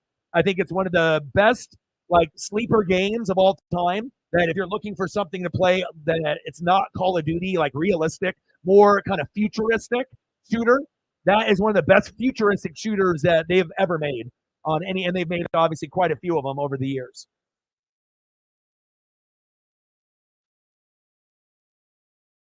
Red Dead, yeah, I haven't even played it. All my friends have played it. They already know. They're like, dude, if you get a hold of it on any of the Red Deads, you're done, because I already know how you are, and it's true. It would take up a big chunk of my life. But if I got dreams and goals, to do, basketball, baseball, football, hockey, NASCAR, wrestling, everything, UFC, boxing, big three there by Steph Curry, 70 to 63. If I did the video game thing, then I would have to have like a video game channel, because then I would just be obsessed like I was when I was a kid.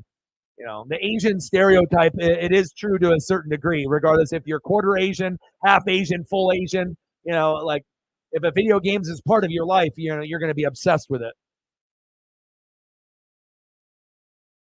But luckily I like to play sports, and I like to be outside.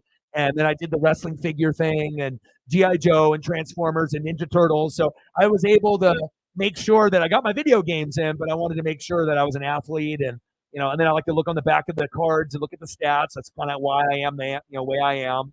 But I got plenty of, good toy time in for sure. I mean, I still collect to this day. It's like my favorite thing. I do want to open up some of my old stuff and like mess around with it, but it's not like appropriate, for me to do that at this age that I'm at, but again, it's like sometimes if you have a love for those things, like mechanical, how they work, and, I can have it in a package mint, and it might be worth 10, 50, 100, 200, but sometimes to be able to put your hands on like, the toys that you had when you were a kid. And luckily, I actually have been able to find in my childhood home a lot of the original Hot Wheels, Lego vehicles, and shit that most people don't even have now. And I got shit from like the 70s and 80s, like sitting on my fucking dresser, which is just crazy. Some stuff that was, like I don't even know why I have it. Like I said, it's like stuff that was made before I was born. But I'll take it. Very cool though, I'll tell you. Nothing like being able to reminisce from your childhood from when you were like 5 to 12 years old. Nothing will be better than that. If you're going through mental health, depression, or anxiety, Draymond with a floater, no good. Offensive rebound, elbows thrown, jumper is good. But if you can ever go back to when you were 5 to 12, think about it. The only thing you had to worry about was what cartoon you were wearing, what cartoon you were watching, what you were wearing, what time you had to be home. If you're outside, it's like no, they didn't give a shit. What time you came home. If you grew up in my generation, maybe you're up at 7 a.m., 8 a.m. You'll be back at sunset, maybe out for 12 hours, going from park to park or friend's house to friend's house, whatever. Card chop for me too. Nice layup there. 77-66 Blazers. But I think if you do things from when you were younger, it definitely helps the mental health more than anything. Like for me, it's like, the toys and the movies and the TV and the music, but also the cartoons that I watched when I was younger to be able to tap into your younger self. And for me to do the G.I. Joe, Real American Hero, Transformers, Ninja Turtles 1987, Batman, the animated series, and X-Men, those are the top 5. There is nothing like rewatching those again for the first time. It is mind-blowing. Every kid has got, their different generation, even if it's like you're younger and it's SpongeBob. Even SpongeBob is classic. Hillenbrand is a genius, rest in peace. Like, any cartoon that you grew up with, Simpsons, Family Guy, South Park, whatever it may be, Rick and Morty, epic, not many people know what that's about unless you're in tune with those things.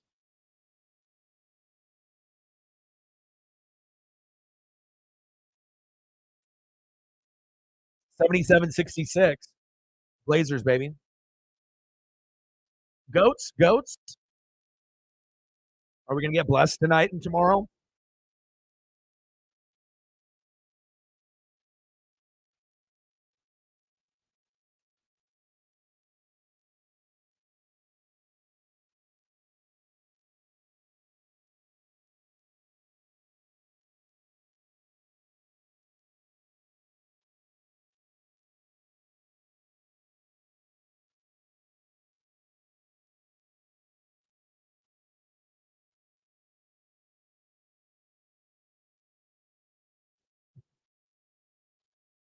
Oh yeah, it's one of my favorites.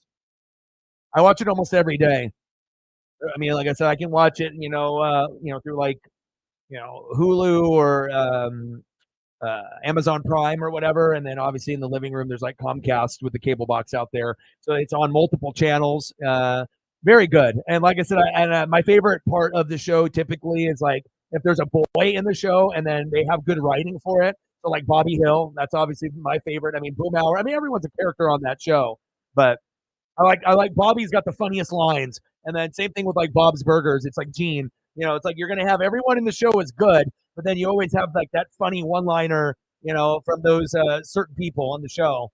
And yeah, I think it's good for the mental health, man. I know it is for me because if I watch those every day, I know I feel better at the end of the day.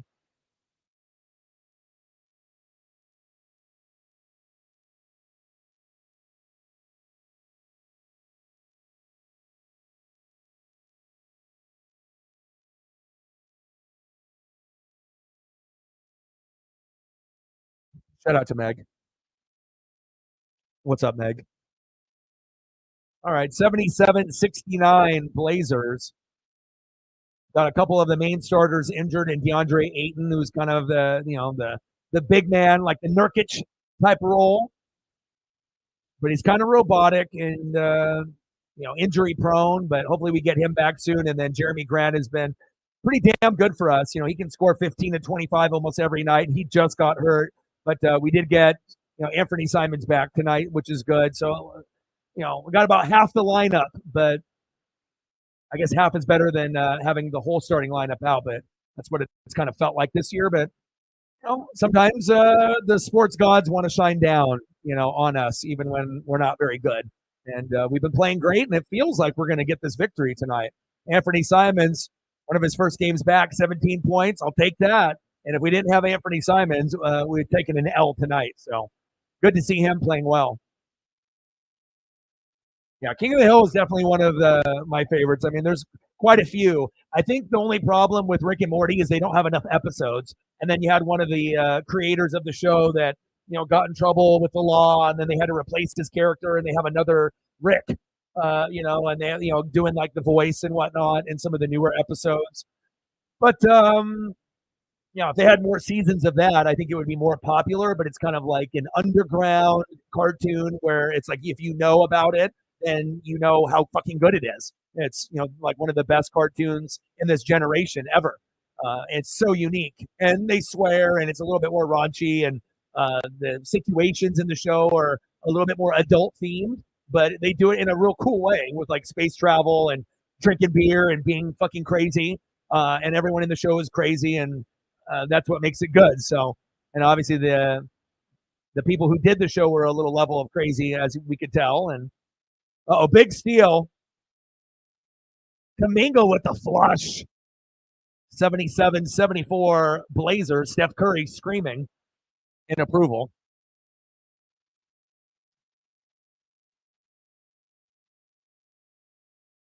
Luann? I said Leanne. Luann. I watched an episode today.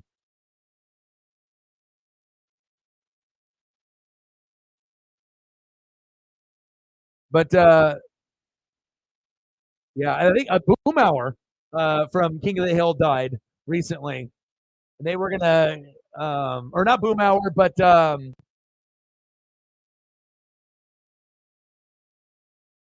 trying to think. Let me see.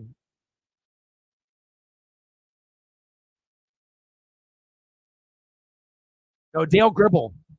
Dale Gribble's character, that guy, he passed away. Dale died recently because they were going to do the comeback. They were going to do the remake of the show. I was super excited. I was like, dude, this is going to be great. Like I love that show. I feel like more people watched the show after it ended rather than when they watched it live. Like they watched some, but I don't think people really appreciated King of the Hill while it was aired live when it was on. And then a lot of people, since streaming platforms have picked it up and it's been on other channels, that have picked it up in syndication.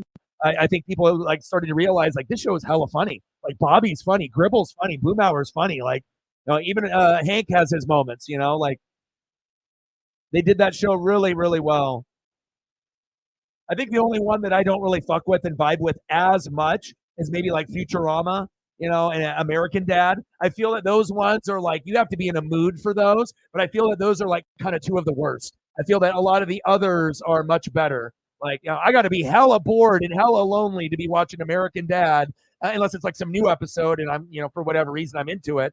Or Futurama. Like I don't, and like I said, I don't think that they're terrible. I know some people that love those, and those are like their favorite cartoon. But when I compare it to like Rick and Morty and Simpsons and South Park and Family Guy and King of the Hill, I mean, it doesn't even compare. Like you're not even in the same fucking stratosphere. I'll even put shows like Regular Show, which aired with like Adventure Time, depending on if you look at Cartoon Network or whatever network you're getting your cartoons from. But it's a good way to boost the mental health, I feel. And a flop there by the Warriors. That's my purse. Absolutely. He has to take self defense because he was getting beat up, right? So the only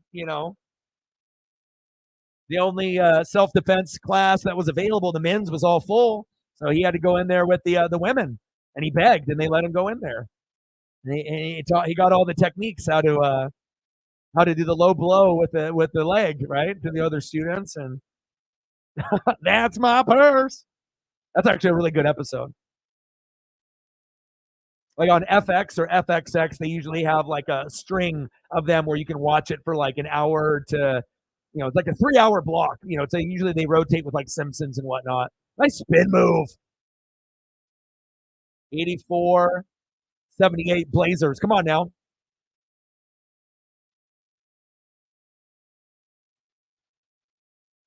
And I would be calling the game a little bit more play by play, but you know, I don't think it's not that big of a deal. It's not like the Blazers are one of the best teams, and it's more of a mental health boost type of stream. And the Blazers are playing well, surprisingly well. Meg is like they're going to play well today. You never know. Sports gods.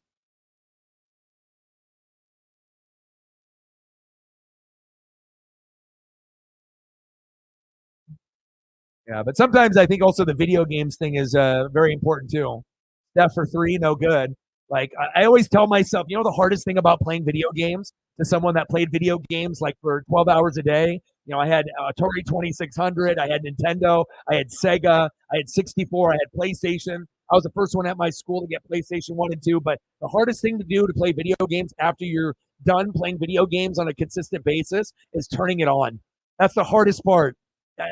Tell me I'm lying, because it's like you're committing yourself when you turn that button on for usually an hour to 2 hours. No one says, I'm going to play video games for 5 minutes. Said no one ever. It always ends up being, let me play one game. And if you're playing Madden or 2K, that's already 30 to 45 minutes. And then you're probably playing more than one. And then if you're playing a different type of game, like a shooter or an RPG or something of that nature, you're investing probably an hour to 2 hours. So if you're not willing to do that, then you're like, well, maybe I'll go take a walk or hang out with a pet, or maybe I'll watch another TV show or watch a movie, or I'm going to watch this fucking show and start a Game of Thrones. I catch myself like, okay, this is the day. I'm going to throw some Vice City on, and I'm going to drive around, and I got like all my memory card stuff saved. It's like it's still on there from like 23 years ago, from like 2000, 2002. And I still have all the weapons and all the money, properties. So it's like sometimes I like to hop back into my like, uh, yes, you are the Meg. Yes, you are the Meg. Because if we have other Megs, there'll be Megan, right? You will always be my Meg.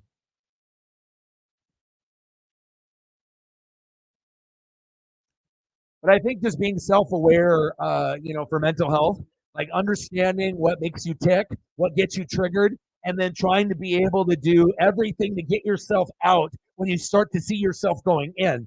Like even with me, it's like I can get to a point, or even if I'm watching something a little bit too dark, even though Game of Thrones isn't really dark, but it's like once you see, the killings and all the, backstabbing and all the kind of the dark stuff that's in that show, episode after episode, starts to wear on you a little bit. At least it does for me. Like I don't like to watch too many like negative things with like horror or thriller. Like I'll watch a little, but it's like once I watch a lot of it, like let's say I watch 6 hours straight, it starts to fuck with my head a little bit. Where I'm in a negative vibe, you know. Not saying that I'm gonna do or copy the things that I see in these movies or TV shows, but it just makes you feel like I feel off, like in a bad way, especially if you've had mental health like issues, which a lot of the people on the channel have, including myself. If you ever had like depression or anxiety, it's like you're a fucking roller coaster. Like some days you're good, and then all of a sudden it takes like one thing, and then all of a sudden you're like, fuck, man. And then you're going down, and then you're like, okay, if I don't do A, B, C, I'm not going to be able to climb out of it. And whether that's take a shower, go for a walk, play a video game, talk to a friend, you got to be able to kind of like know you, so that way when you start going down that path, and I'm kind of speaking from personal experience and stuff, and I think once you become self-aware about that, that's half the battle, and then you're able to battle it better. But I mean, if you have it, you have it. But that's why this is like therapy for me, and a therapy for a lot of the mods and the goats and the close people on the channel. So, and that's why I'm so picky with who's on here. If we have to boot people out, because I feel that it doesn't have to be like a VIP experience. But if every other channel doesn't care about the mental health of their fans, right, and they only care about subs, views, and money, right, then I want to make sure I'm keeping the right people, for the right reasons. So if that means that I have to have less, 5,000 less subs, but then it's more peaceful, right, then it's worth it. Because then that way you get people that are important to you that actually want to be here, instead of someone that is rich who's an asshole that's donating $50 to $100 on every show but makes everyone miserable. Like, of course, I need the fucking money, but I'm not gonna, I'm not gonna do it based off the peace of the channel, and I'm always gonna be that way. So. You got to have some standards. It's not about the money and fame. It's about helping people and making people less biased and people coming together. You know, making the haters less hater-ish, less haterade. Lots of haters out there. Lots of too much negativity out there. It's like, fuck, man, like I can't even be around it. Like, it's like even if I feel a sense of it, like like something, where you hope that it can be prevented, but sometimes in your like living situation, sometimes you're stuck, at least temporarily, until you can make your situation better. And there's going to be people that are listening right now that are going through the same thing as me and other people. And sometimes the situation it just flat out sucks. But also you have to think, okay, sometimes there's going to be positives to the situation. Like maybe you're not around a person that you were around before that was not good for you, right? So that could be a positive, but maybe the living situation could be better, right? But again, you got to crawl before you walk, and you can't fix everything, right away. Sometimes it takes a little bit of time, to get the money and your mind right, and to be able to make a change and get there. It's tough. But luckily, I got positive people. I got you guys on the channel, Meg, Paisley. They have these older grandmas and grandpas like dancing, like 30 to 70 years old, and there's like a few like 30 or 40-year old. But they have like it's not instead of like warriors dancers, they're all old. Like everyone is like 40 to 80 years old, and there's like guys and girls, and they're actually killing it. They're all like synchronized together. You can tell they practice a shitload. And the cool thing about it is when you look at some of them don't look like they belong out there. Like some of them are just like someone's mom or dad, or someone that's just sitting in the crowd, someone that looks like a librarian, someone that looks like they would be doing concessions, or ticket sales or whatever. Those are always the coolest, when you look at someone and they don't look like they can dance or do something, and they are like funny, they're a comedian, or they already have a funny look, or they don't look like they can dance and then they can. That was actually pretty entertaining.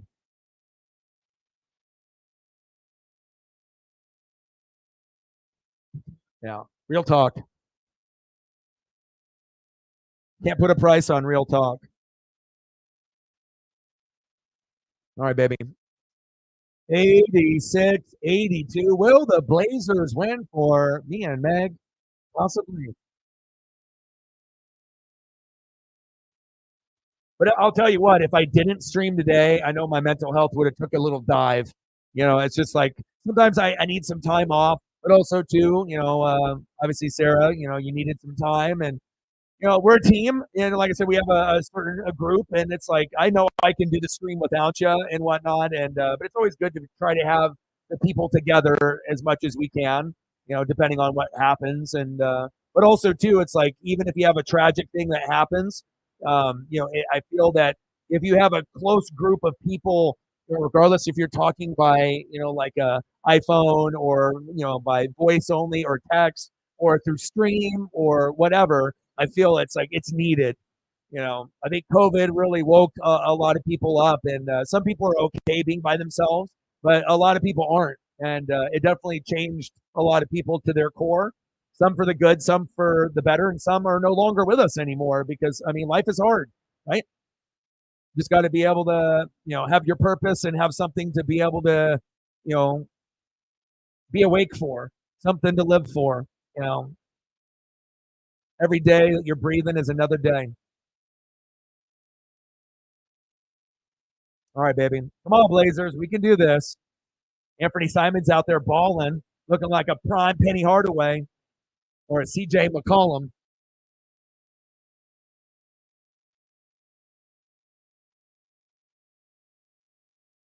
Yeah. Crypto, that's a great idea. And then obviously when donations pick up and there's more money to be able to blow like that in that particular way, I absolutely could do something like that. I mean, I think if you're a normal person on the stream or has seen anything that I've been capable of, I mean, I don't know, the ESP runs in the family. I watch a lot of film. I read a lot. I'm a nerd. When everyone else was playing video games, I was reading the back of sports cards for stats. And that's why I am the way that I am. And I can come up with a lot of predictions. But again, I got to have money to be able to do that. But I think I would agree. I think that would be awesome. And when things get better, hopefully in 2024, yeah, it would be really amazing to be able to see like myself win big, or help someone win big, or like a personal experience, or obviously if you lose, which it would be showing me lose a bunch probably too, because we already know sports betting is not easy. But I do see some of these like 5 and 10 leg parlays for like $1 to $100 that cash out for 5 to 15 grand. And sometimes I think to myself, you know what? I think I could pull something like that off. Not every time, but like maybe like once a year. If I did it, I think I could do it. Like I think I have the knowledge, and I think that if I did it, like appropriately, like one of the best days to bet is on National Tight End Day, because everyone's going to be looking at the tight end, right? And you look at that particular direction. But yeah, that would be fun, especially if I ended up winning big. Like all of a sudden I bet like nothing, like $1 to $10, and then all of a sudden I win like 10 grand on the channel. That would be fucking insanity, dude. You kidding me? But if I ended up doing something like that and I did win, I would probably give a lot of it away, honestly. Or do like jersey giveaways, or like swag giveaways at like Mitchell and Ness, or like wrestling merch, stuff like that. Help people that are, even if I need the money,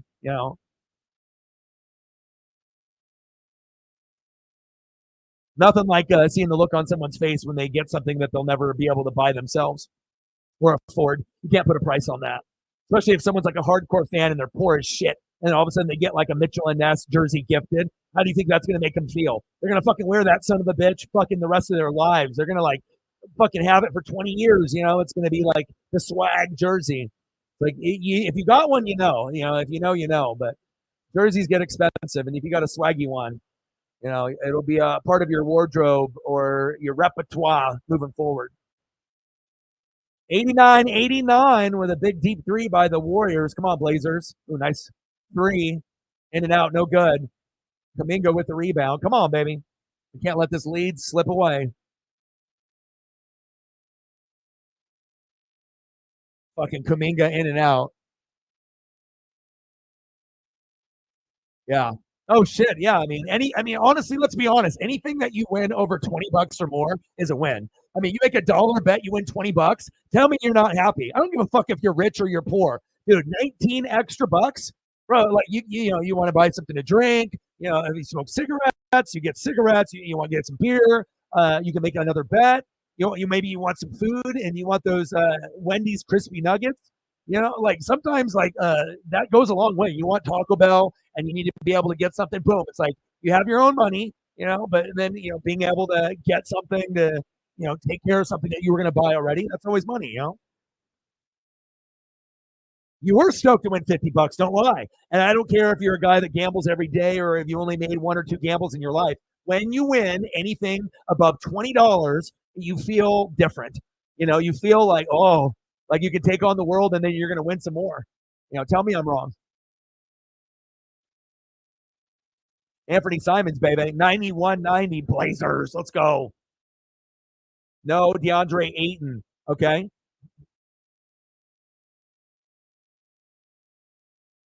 No, Jeremy Grant. But the backcourt with Scoot and Anthony Simons, that's nice. Right. And then you still got Brogdon. Right. And you still got Shaden Sharp out there. So that you got at least 4 guys that can ball.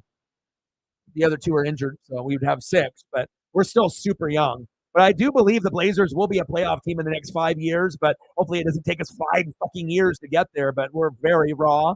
But I think we're going to be like one of those young, exciting teams that's going to be fun to like build and watch grow until we end up being a top 8 team in the West, which I feel we could be in, the next 5 years. Hopefully it's not by next year, but let's not rush it.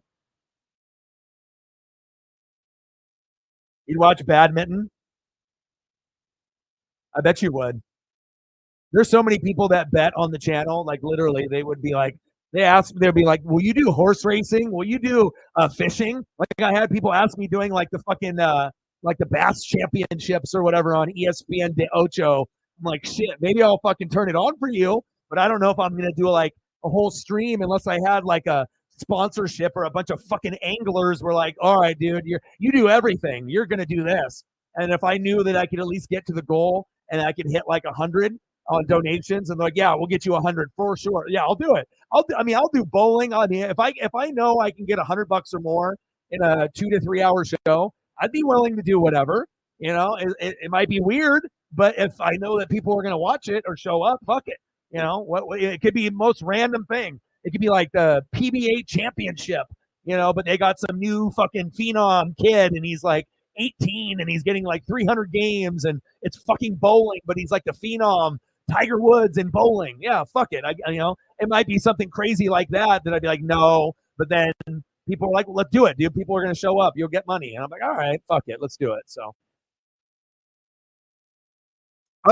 betting people, if you're a sneakerhead or a collector or a bettor, you're gonna vibe with me, because you get it. There's like those little subtle, things that only those people know in those categories know. Tennis, ping pong, badminton, bowling. You never bet on bowling yet. You probably will. And betting is an addiction, bro. It's like people playing video games and anything else. People just have to be able to control it. Sharp for three. Oh, baby.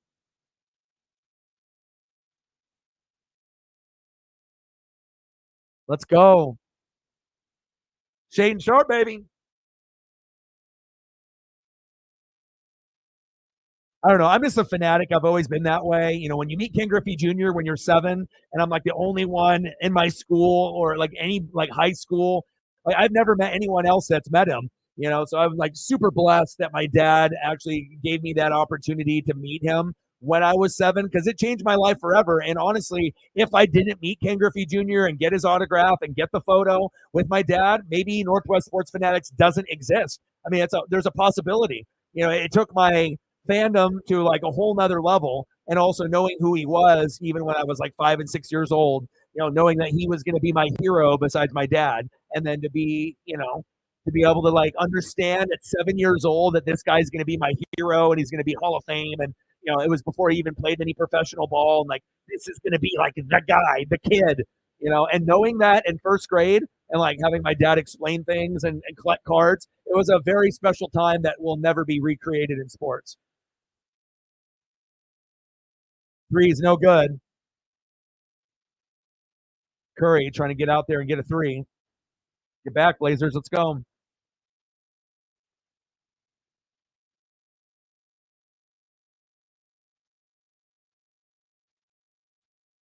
Yeah. Okay. So Judah, with your betting though, how much research and reading are you doing? Be honest. Are you doing any? And if you're doing research or whatever, is it just like a quick look at the line and then you just go with your gut? Because a lot of times, if you go on a losing streak, you're not putting in enough effort. Effort in everything. Think about it. Like how much effort I put in. I've recorded almost every day for like 6 years. It took me fucking 11 years to get to this point, 10 years to go full time. Like you got to be able to put in the research and the time and the effort. Like why do you think Good Morning Football and Peter Schrager and EA Sports and all these other big companies like watch this channel and steal my shit and then, report it like it's their own, and they made it their own, like Sack Lunch and putting it in the Madden video game, and not giving me any compensation, or Uncle Mo for Uncle Momentum, for NFL Network. You got to do more research, dude. It's like when I do fantasy football, I make like 100 to 200 moves where the average person is making 50 or less, and I've never finished lower than third in any league I've ever been in. I haven't won every year, but I'm going to make sure I make the starting unit and the bench the best. And, if you do that, you have two starting lineups, you're going to dominate, and you have to be able to make chances and take chances.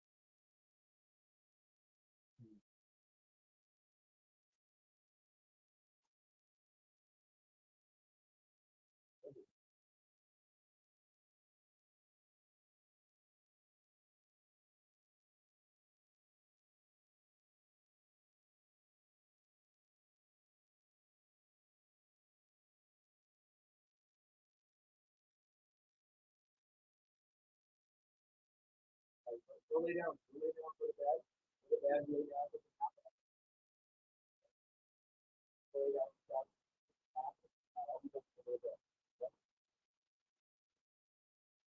She is a good pup. She misses daddy a lot, you know.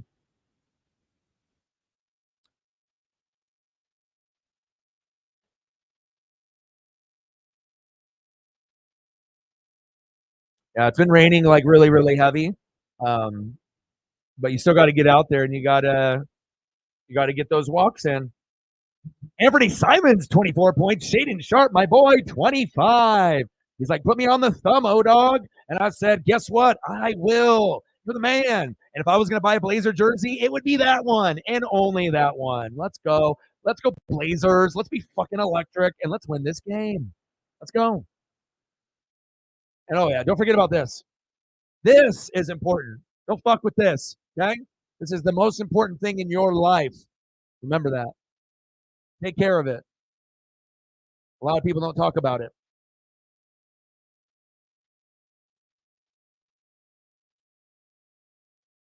I like talking about it because I think it's like relatable because I'm not making it up in my own life. And like that is how I am. And anytime you could be in the gutter and you could be like in the bed and like not go anywhere for 3 weeks, get fired from a job, talk about it and be like embarrassing, but like, feel good that you can talk about it. It's people have been there. MVP said, should the Warriors trade the big three? Well, at this stage of the Warriors, I mean, do we think that they're going to win a championship ever again? It's like it feels like the time has kind of come and gone. The West is really competitive. Draymond just got the deal there, so I would assume that they're going to keep all three.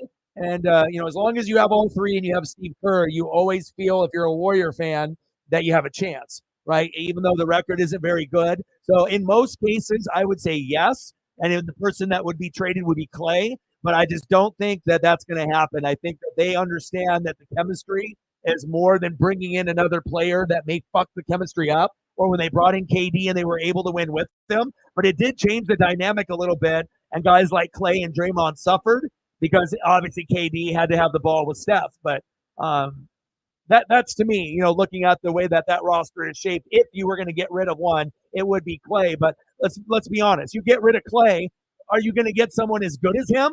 Because unless it's like Shea, from OKC or something like that, then you're not getting a good value in return, Or you get Jimmy Butler, even though Jimmy's kind of old. Like, I got to be able to see you get a guy for a guy, not just a guy for a bag of potato chips like the Mariners do. It's like we get a trade and we just give away a good piece for nothing. 3 is no good. 98, 97, 4 minutes to go. Steph's dad keeps saying that he will be traded by the end of the year. Fucking Dell. I was talking to my mom about Dell. I was like, yeah, Dell Curry. Right, because I was showing her the thumbnail. She understands, like, it's like you have to be an artist if you're good at them. And, it's like artwork for me. I take pride in everyone that I do. I feel that, like at some point, like that could be my new side hustle because I feel that once you know how to make thumbnails, it's a hard thing. It's a hard process. If you're good at it, it'll take sometimes an hour to 2 hours to make one. If you're a perfectionist and you want them to look good, But once you get your style, you already know. Like when you guys have your favorite channels by the way their thumbnail looks, and sometimes that's a part of it. You obviously have to have a good voice, have good content, and whatnot. But a thumbnail definitely goes a certain way, especially if YouTube will promote it, and give you some push on it with the algorithm. Ooh, nice backdoor cut. Steph with the left. He wishes. What a layup. Steph, you crazy animal. He's kind of good.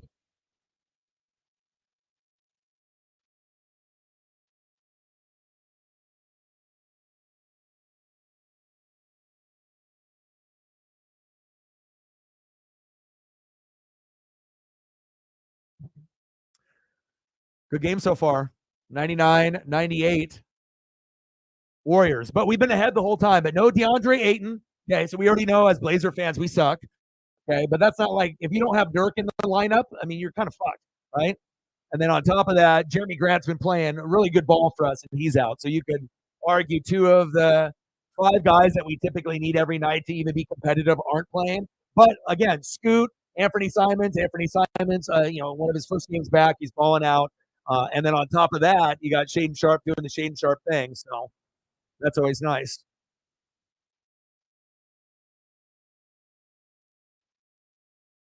All right, take a quick look.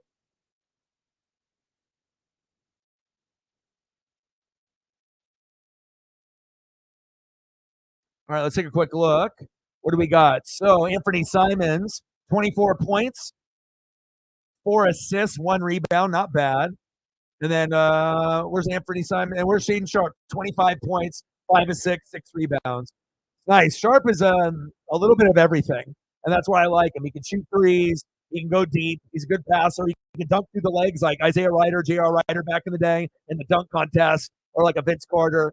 He's got hops. He can win a dunk contest one day, and he just feels like he could be an all-star player in the next 5 years, like a guy coming off the bench, not an all-star starter, but one day, if he can get his average up from maybe 15 to 19 up to 20 to 27, yeah, he'll be able to make it, and that'll be an exciting day. And then with the Golden State Warriors, what do we got? Steph Curry with 28, Wiggins with 9, Draymond with 10, Clay with only 7. Well, I mean, when's the last time you saw Clay with only 7? Let's go.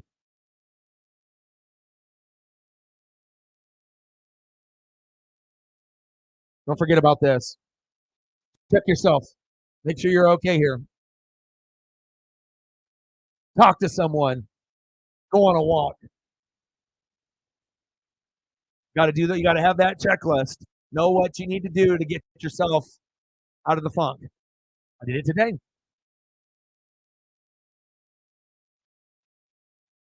And sometimes it's scary too, because it comes out of nowhere sometimes. Like, you talk to someone or you watch a TV show, or it could be something really subtle that, turns your day when you're like, oh, this is going to be a pretty good day. And then all of a sudden, like, fuck, this day sucks. Like, you got to really work hard to get it back to being like, okay, the day is okay now.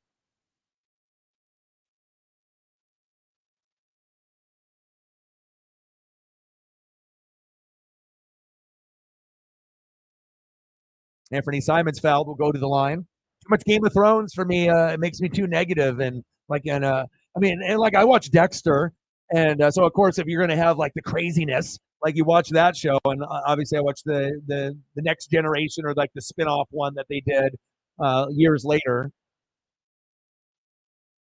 He's a lumberjack in Oregon, but it's not the same because he doesn't narrate in it. And if you watch Dexter and you're a fan of the show, with him narrating, the episodes in the original Dexter, that's what made it epic, because he's such a good storyteller, got a great voice, and just the way that he would do his narration while you're watching the show, you're never going to find a show like that again.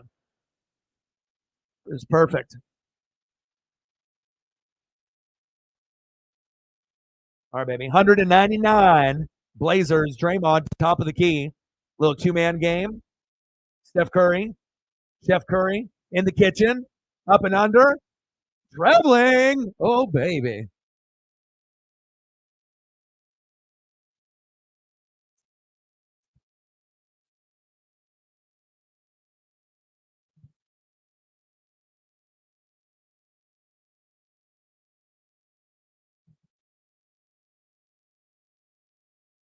All right, 3 minutes to go. Come on, Simons. Nice pass. Offensive foul, Blazers. Come on now. Oh, why do we got backups in the game right now at 3 minutes to go? Why is Kamara in the game?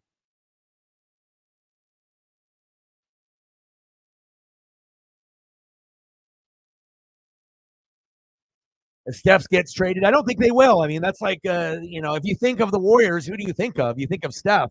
And if Draymond decided that he was going to re-sign, then that would be under the implication that they're keeping everyone. Like if anyone's leaving, Clay's leaving first. If you're not going to get equal value based off leadership and the ability to shoot threes, I mean, you could still get that and still make threes, and like lose your step and still make threes if you got it's like riding a bike on an elite level. Like those YouTube videos where you see those people going down the fucking cliffside and there's only enough like dirt for like the bike tire, And like if they go off the, to the right or left, they fall off the fucking mountain, they die. A different level of swag. It's like Ray Allen, Steph. There's only going to be Reggie Miller, Jordan, Kobe, Bird. You feel me? There's only going to be so many. Clay for three. He's another one.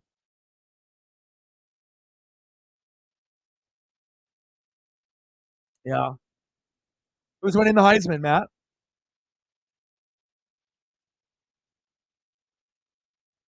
It'd be kind of dope if Bo got it. And I don't think it would curse him.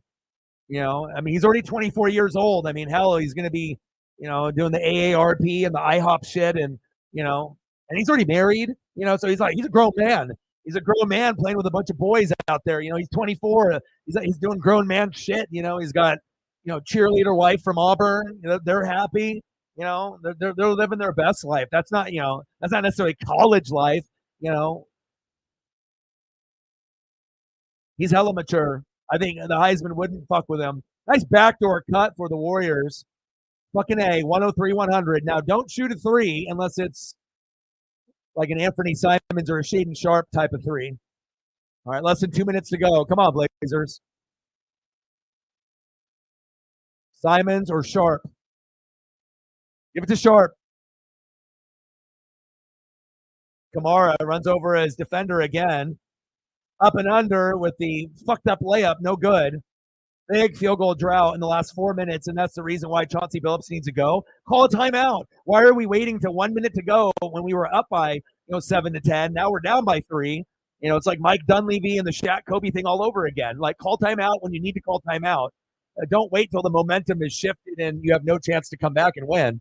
That's what makes a good coach. In college football or in the NBA, know when your team is fucking up and sliding, and then call timeout, put another energy guy in, like a 6-man in, or someone to stop the bleeding, or call timeout, make no substitutions, and go over a play, yell at them, and then get them going. And if you don't do that, then it starts to go from like a oh, you're up by 5, oh, you're up by 2, oh, you're tied, oh shit, you're down by 3, and then all of a sudden you look up and there's only like a minute left, and there's not going to be enough time to come back unless you are lucky enough to make like a deep 3. Or get an and one. That's like too much pressure for a shitty team. The Blazers are like 13th, not 3rd in the West. Fucking A. And then Sharp goes to the line and misses a free throw. It's like, sorry, O-Dog. It's all good. For my boy.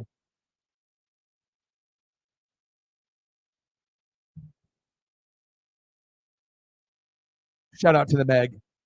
She's the best. 103, 100. Come on, Sharp. I like that he wears his the socks, and he's got the hair, he's got the athleticism, he's got the springs. And most people just think, oh, he's got the hops to do those dunks.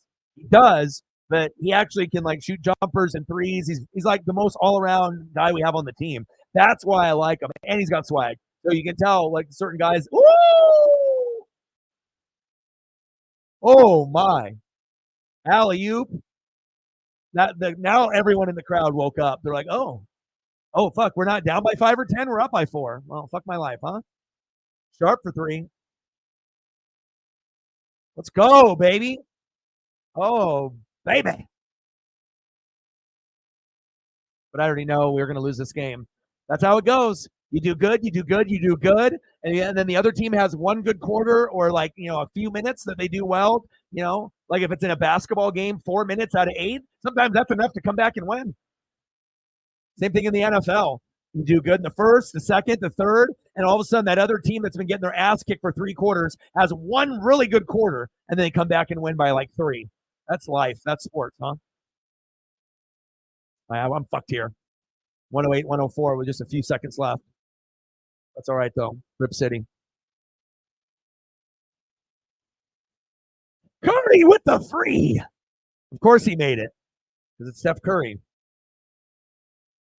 Unbelievable. 108, 104, deep 3. Steph Curry, Chef Curry, cooking in the kitchen. Electric. You know what Steph Curry is? Oh, he's money. Yes, sir. Damn you, Steph. But it's expected. When your team sucks, you have to know who you're dealing with. If you're not, and you got to be playing good defense. You just can't take a guy like it's like Larry Bird. When he fucking could barely move and his back was fucked. Right?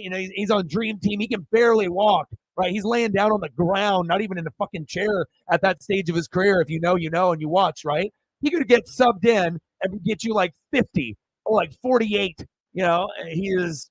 You just got to recognize those guys that have that talent. That's one of them right there. Now they're getting all hyphy and crazy.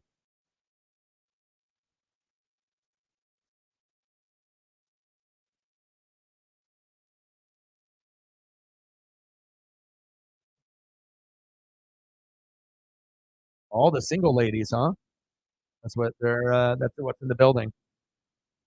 It is cool. One thing I will give them. I mean, Warrior fans. There's going to be a lot of bandwagon Warrior fans, and you got to have money to go down there. And obviously, being the bandwagon when they started winning, but the vibe that crowd has. They're very young. They're very uplifting. They like to dance. They chant. That's what you want from your fan base, especially in the NBA.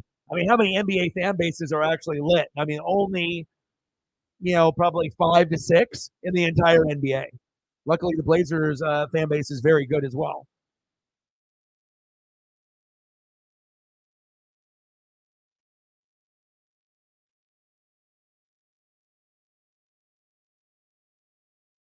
$108, $106.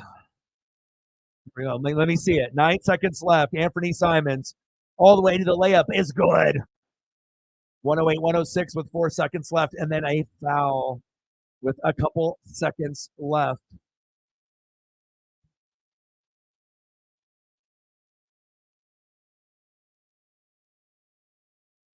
Yeah, I mean, I think it's good. Like I said, it's better to be alone and be happy than to be with someone and be miserable. I think everyone has, been in that situation. And again, if you want to be able to, try to, go into something, sometimes after you've been burnt so many times, sometimes it's very good to, take your time and try to be able to see if it's worth it or if this is just temporary or it's just like going to be like a drinking buddy type of situation or is this like going to be more of like a hookup thing rather than maybe actually I could see a future with this person. Everyone's going to have a different stage of their life that they're going to be in. And you just have to make sure you talk a lot and obviously spend time, you know, face to face, and remotely and then and then as time goes, you'll know. Oh, Blazers doing Blazer things.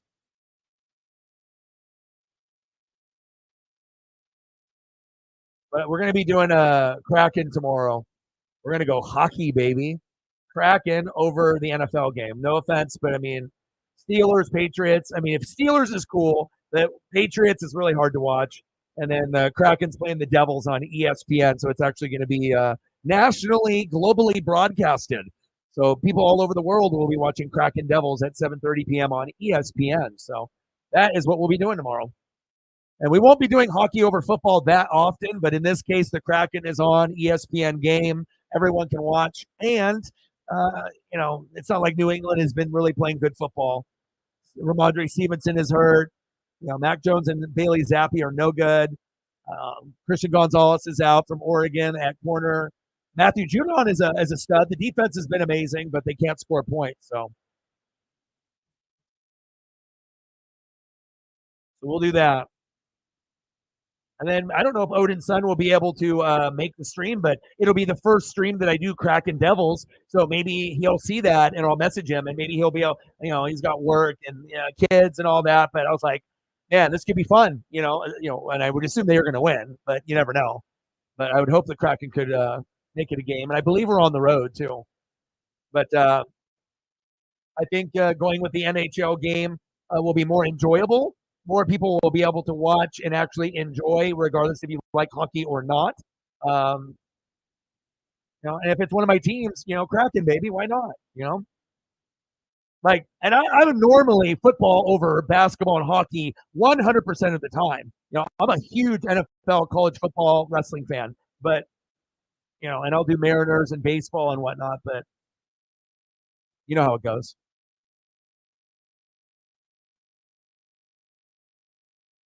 He said wild card shot.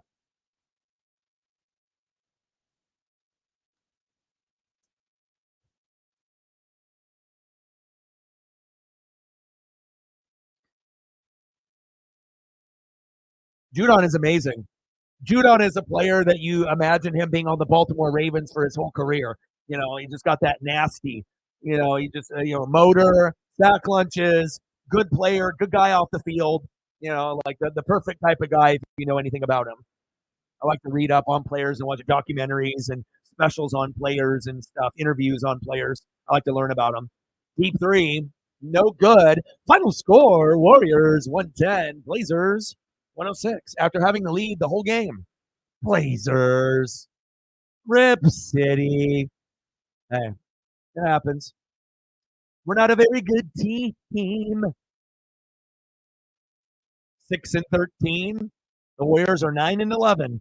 We're both shitty. Still had fun though, and we'll do Kraken tomorrow, and I'll end up watching that NFL game though, even though it's going to be bootios. Like it'll still be worth watching.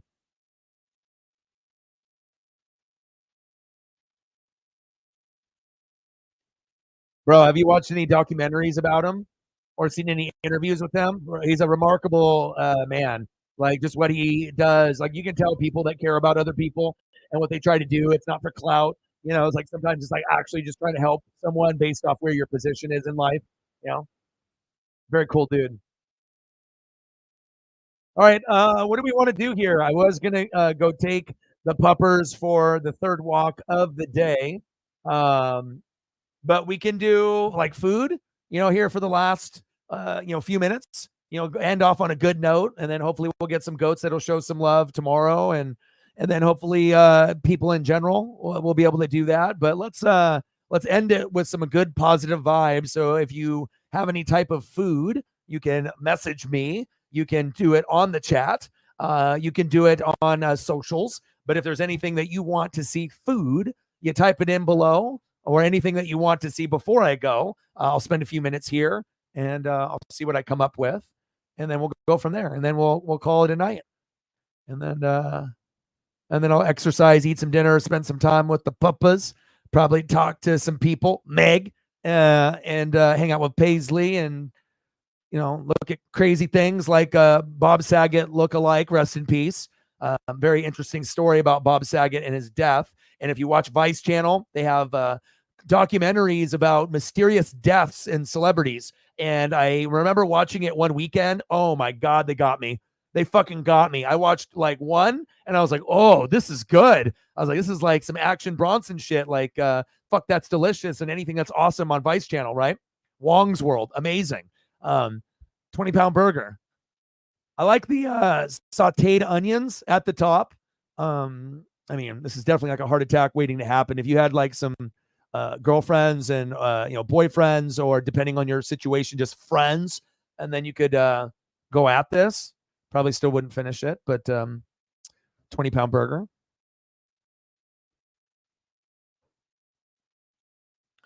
And then let's go to something a little bit more realistic. Going to cost you some extra money. Got some unique waffle looking bun on the top with the flag. It's got the little picnic pattern, so it must be delicious. You see some cheeses oozing out there with the ketchup. We got multiple patties. We got pho, right? And then you got the fries there. Fucking plant in the background. No need for the plant. It does give you some aesthetics, right? On the right side. On the left, it's like kind of doesn't seem like it belongs. Then the lettuce on the bottom. Okay, I see you.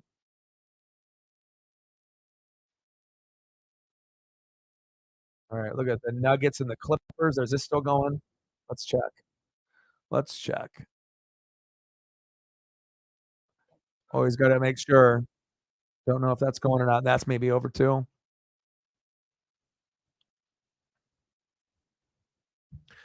Let me know what kind of food you want to see. It's always good, mental health, no matter what. Good day, bad day. Lots of people, not as many people. Lots of subs, no subs. Lots of donos, no donos. You just got to, keep grinding. Tomorrow's another day.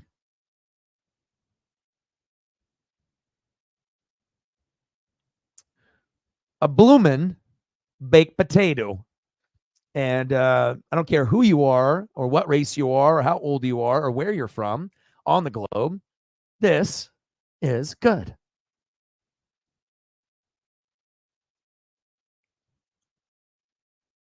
Oh, you got a new art project? Awesome. I love people that have hobbies that they can turn into goals and dreams and careers.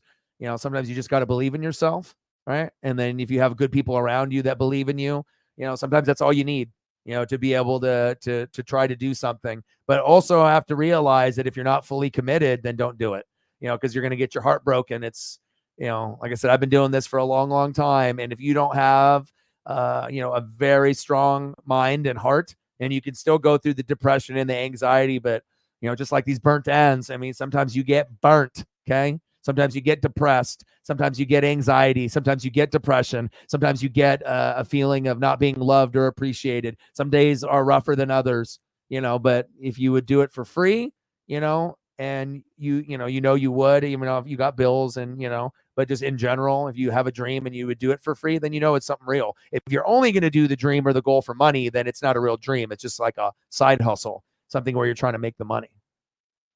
But, burnt ends, they look kind of delicious in HD and 4K. Feel me? Tasty. Give me some of that. That'll put me in a good mood. Like if I saw that, I'm like, oh my, that looks good.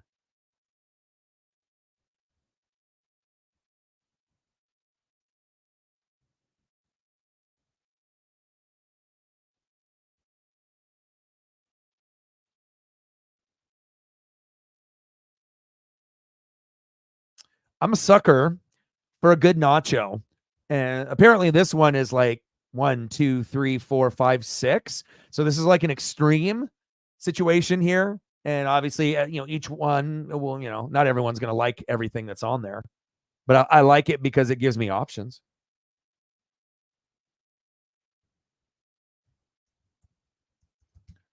There's certain things I crave.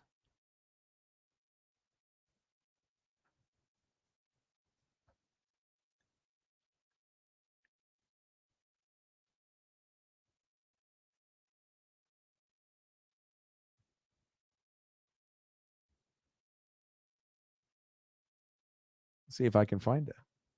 There it is.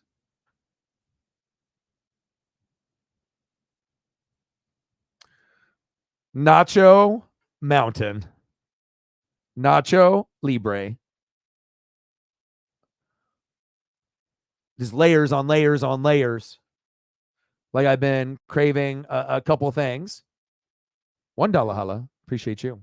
But I have been craving, nachos, pad thai, round table, pizza combination style. But again, I'm on a diet kind of, and I'm like trying to eat healthy and walk a lot and lose weight. And, it's like I've had plenty of time to be eating all that kind of stuff. But 99, $1 holla. Can't get a nacho for a $1 holla. But I appreciate all the support, all the love. Doesn't matter if it's $1. I mean, the biggest we've had is what, 1,300 in a single donation. So it doesn't matter if it's $1 or 1,300. It's much appreciated. Bang, bang, bang, boom, boom, boom. Stacks on stacks, racks on racks. A little Cactus Jack. Bang, bang. $1 holla. Let me know what you want to see for a photo. You got a specific player or something? I got you.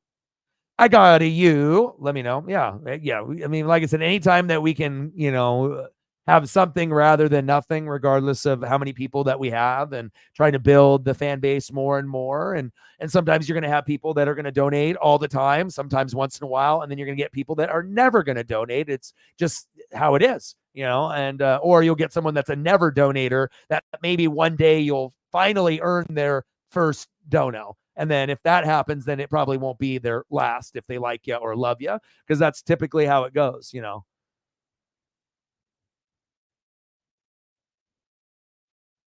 All right, let's see what we got next. Let's see what we got next. What am I feeling?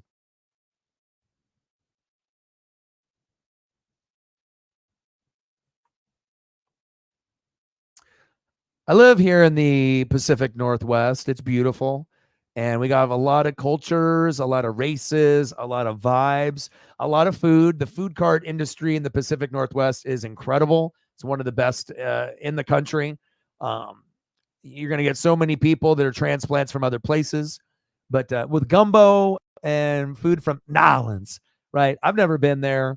But as far as like Mardi Gras and the rap scene and all the amazing places that you can go, sporting events to see the Saints and all these other things.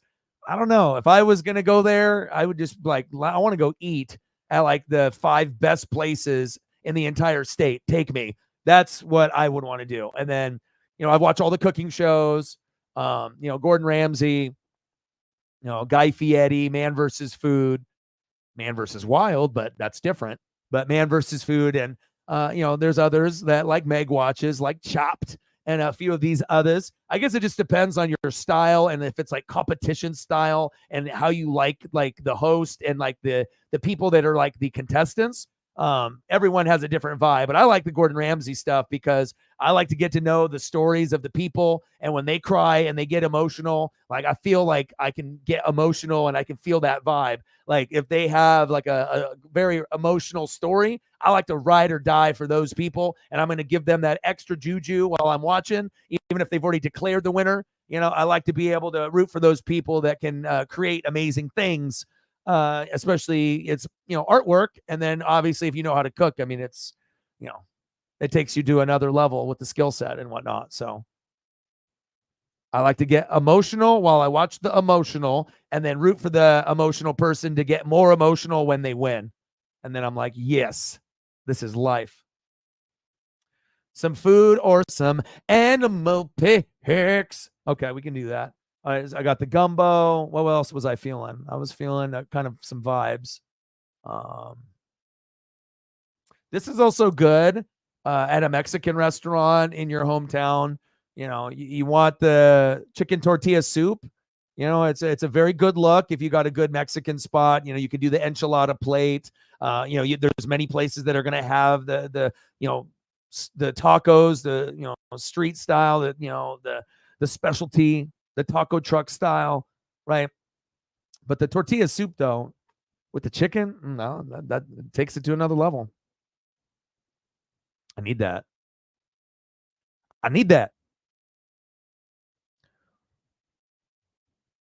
What type of animals are we talking?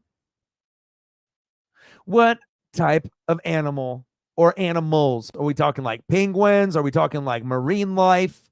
Where are we going there?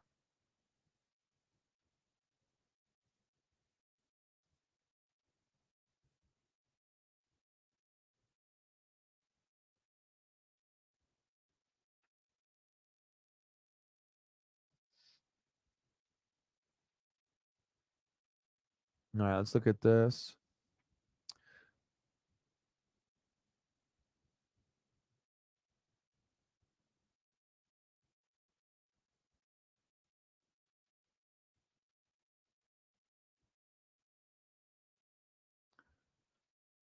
This next dish, I love. Matt lives in Hawaii. We're both duck fans, and we both love Hawaiian food. Like I can do the Japanese food, I can do the Korean food, I can do the Chinese food. If it's Asian food, I can do pad thai. But Hawaiian food with the Hawaiian mac, and then the different types, a couple mac, couple rice, and many, many options. I do get jealous of Matt's daily protein in the diet.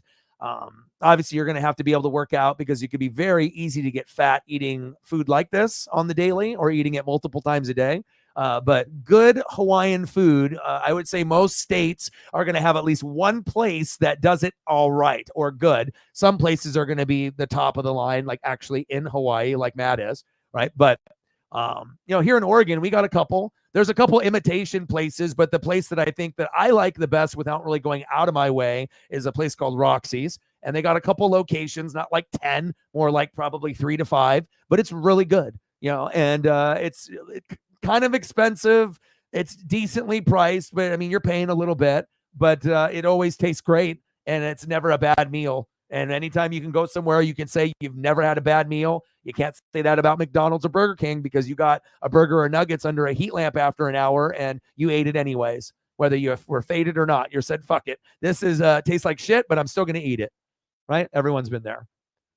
It's like, why am I eating this burger that's under this heat lamp? This one, you get one burger that's hot, and then you get the heat lamp burger. And then, of course, you get the heat lamp burger right first. So you're like, you're already committed. You already took a bite. So then you got to eat the crap one, and then hopefully that the warm one is still warm when you get to the second one. Big facts. Hawaiian food. Delicious.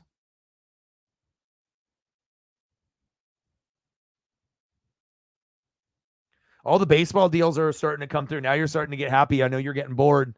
For the people that love baseball, some of us, we wait, and we just want the news to drop. And then I'm going dessert. We're going to go with a churro waffle with the frosting and the chocolate with the sugar. It looks beautiful, delicious. You can almost taste that. Like it gives you kind of a Thanksgiving kind of vibe. That morning vibe. That rich person waffle vibe. This is not Lego my Eggo, which is nothing wrong with Eggo. So if you eat Eggo like me, all right, you are good in my book. Okay. You can have the Belgian waffle, right? Which is delicious. It's so much better, right? But sometimes you gotta get the Eggo. At least you got the Juan Soto to go through. So at least you got one thing. So now you that kind of got you somewhat content. And then my favorite cake, cheesecake, strawberry. I do like cherry and apple pie for Thanksgiving.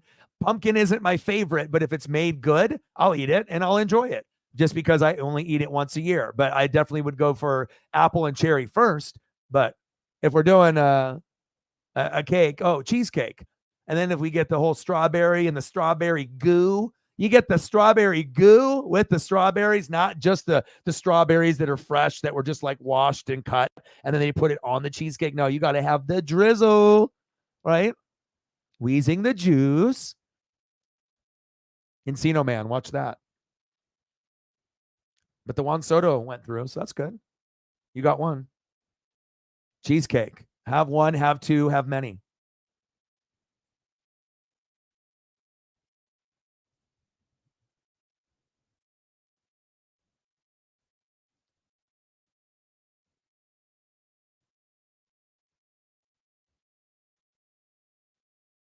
And then we're getting fancy with some crepes. They have this place on the Oregon coast, right? It's called Pig and Pancake. People wait in line. It's like, you go to like Sherry's or any like IHOP. There's not really a whole lot of a line. Sometimes Black Bear Diner at certain places in certain states will have a line because that place is fire, right? But Pig and Pancake, anytime you go to the coast, the beach, and you want to eat breakfast, lunch, dinner, there's a line, but it is amazing. And then they have this crepe, which tastes kind of like a pancake, waffle pancake. It's like kind of like a combo thing. But then they do sausage inside, and then there's syrup. So you get the syrup, and then you get the sausage. So you get the sweet and the savory, and then you get it in a crepe form. And if you never had it before, it's like a rich person thing. Not really, but like most people have no idea what the fuck this is. But I'm telling you, the first time you have the one with the sausage, like you can have it regular, just like, okay, waffle, pancake, standard. Okay, maybe there's some fruit, and then it just tastes like a pancake and syrup. But then you get the sausage in there. Oh man, life-changing. Life-changing. You're like, oh, it's like, I don't know if I can even have it any other way. Because if anything, pull the sausage out, eat that later, separate, or whatever, or keep it in. It's good. Your Black Bear Diner. Oh, it's so good here in Oregon. Oh, we got every time we go, money. It's always fresh. Sometimes I'll take a picture with the bear. I'll hang out with the dad. We'll talk some baseball. We'll talk Dodgers or Mariners. Eat some good food. Never a bad meal. Always money. At least out here in Oregon. I can't say for the ones that are out in different states, but the two that I've been to in Beaverton and Wilsonville, I've never had a problem. I actually enjoy going there, and sometimes I'll even have birthday lunch there. That's a little short-term plug. So one day Black Bear Diner sponsors the channel, and then I can actually get like free food from there one day. This segment is brought to you by Black Bear Diner. You may have one or two in your state, and it's really fucking good. But Sarah says her sucks. But hopefully they don't suck everywhere. But I know a lot of the locations are like on the West Coast, and I think they got a few in the Midwest. I don't think that they've gone all the way to the South or the East Coast. Tell me if I'm wrong, but last time I checked, it was only like half of the country had them, like West Coast, and then from like Oregon, California, and then going like west or east, not west.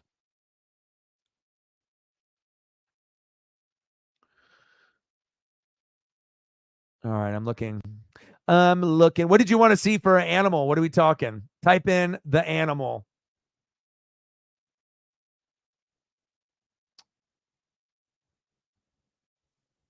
This hits really good once in a while. I don't care what you say. I don't care what you say. Sometimes you could be by yourself. Sometimes you could be in a group.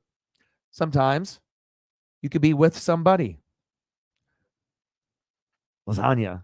Corner piece, middle piece, really good for leftovers. That next round that you have after the first round sometimes is better than the first round. Hot or cold, just like spaghetti or pad thai. Um, and it definitely gives you leftovers unless you just go ham on it. And it don't have to be stofas. I figured you were going to say that. Let's look. Let's look to see what amazing greatness I can find on this thing we call the internets. Your boy is there always. I'm a visual person. I'm a visual learner, and I like to be stimulated with the visuals. The crazier the visual, the better. HD 4K, a must.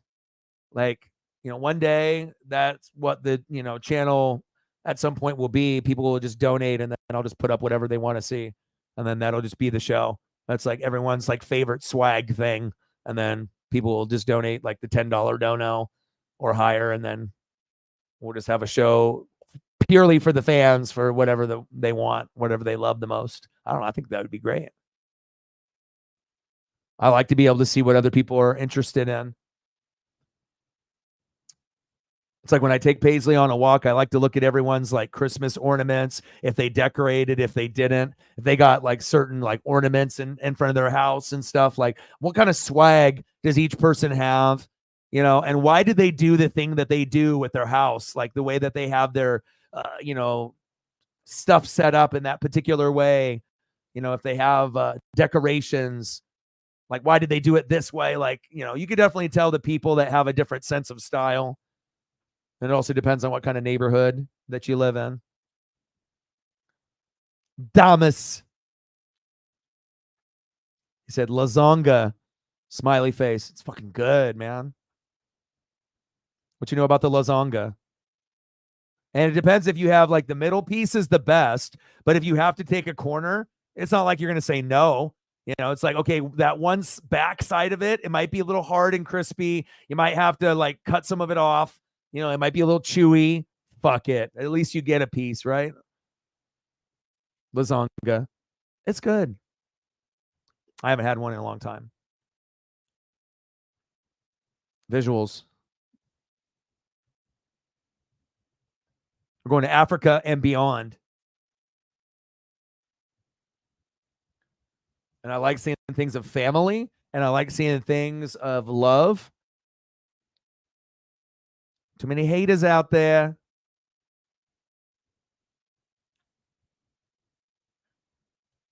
Like, I like watching videos that not of people doing pranks or people dancing. I like to see something that's not fake or set up, but just like a nice gesture of kindness. And some of the videos on the internet are staged, but others aren't. And those are the ones that I can get emotional on, and the ones that I like. You know what I mean? That way that you can actually feel like, there actually is some good fucking people left in this world.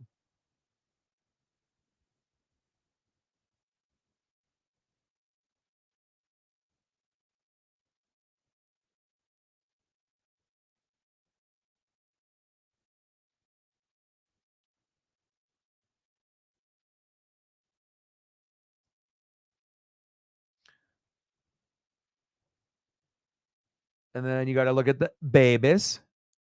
It's all about the babies.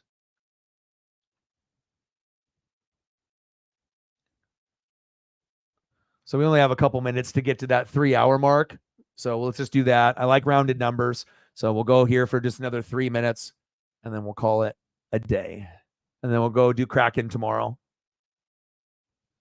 Good choice. And then I like to be able to see like every type of vibe, like zoo vibe, out in the wild. Like if I'm watching Nat Geo, what does it look like when I'm watching Nat Geo? And then it looks like this next photo. Like I just turned on Nat Geo. Oh yeah, there they are. You can just like hear them splashing and get the visual.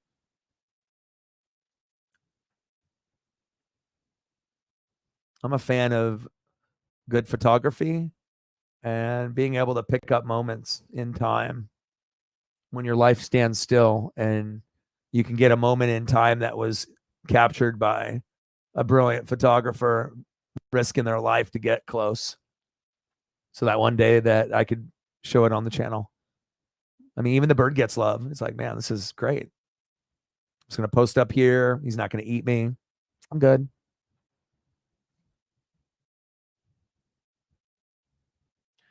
Kraken and Devils, and it's going to be on ESPN. So more people, and I mean, who knows what kind of audience we'll get, but I imagine we'll get a decent audience with that. You know, a little bit more than we normally would, maybe just because it's on ESPN, more people can tune in without really trying. It's like you can just go to the ESPN.com and link your cable, or watch it on TV or satellite, whatever you got. Anything else that you want to see before we go?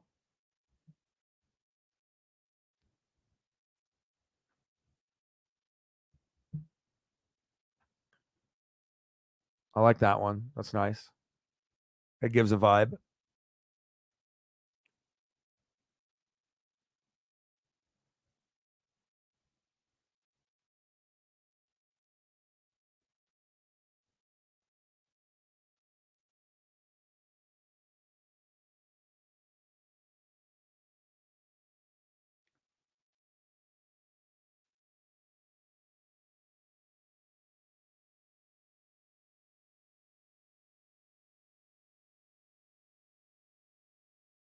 There's so many.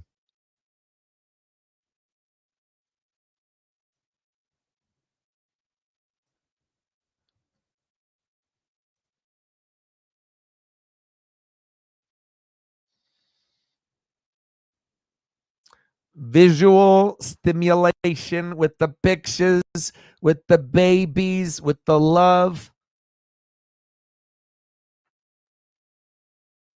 But everybody gets hungry though. At some point or another. It's like, okay, we're playing, but then you get hungry.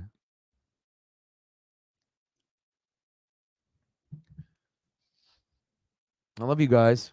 Appreciate you. It was good to go down the food and whatnot.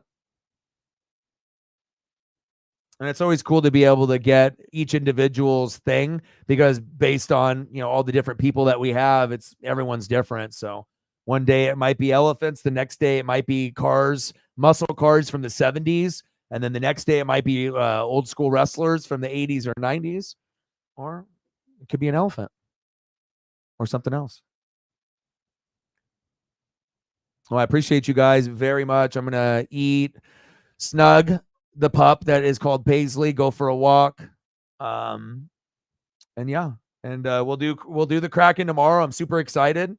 Hopefully one day I'll be able to get a Kraken beanie with a little ball on top and go that route and then go there one day. Obviously that'll be a goal that will happen.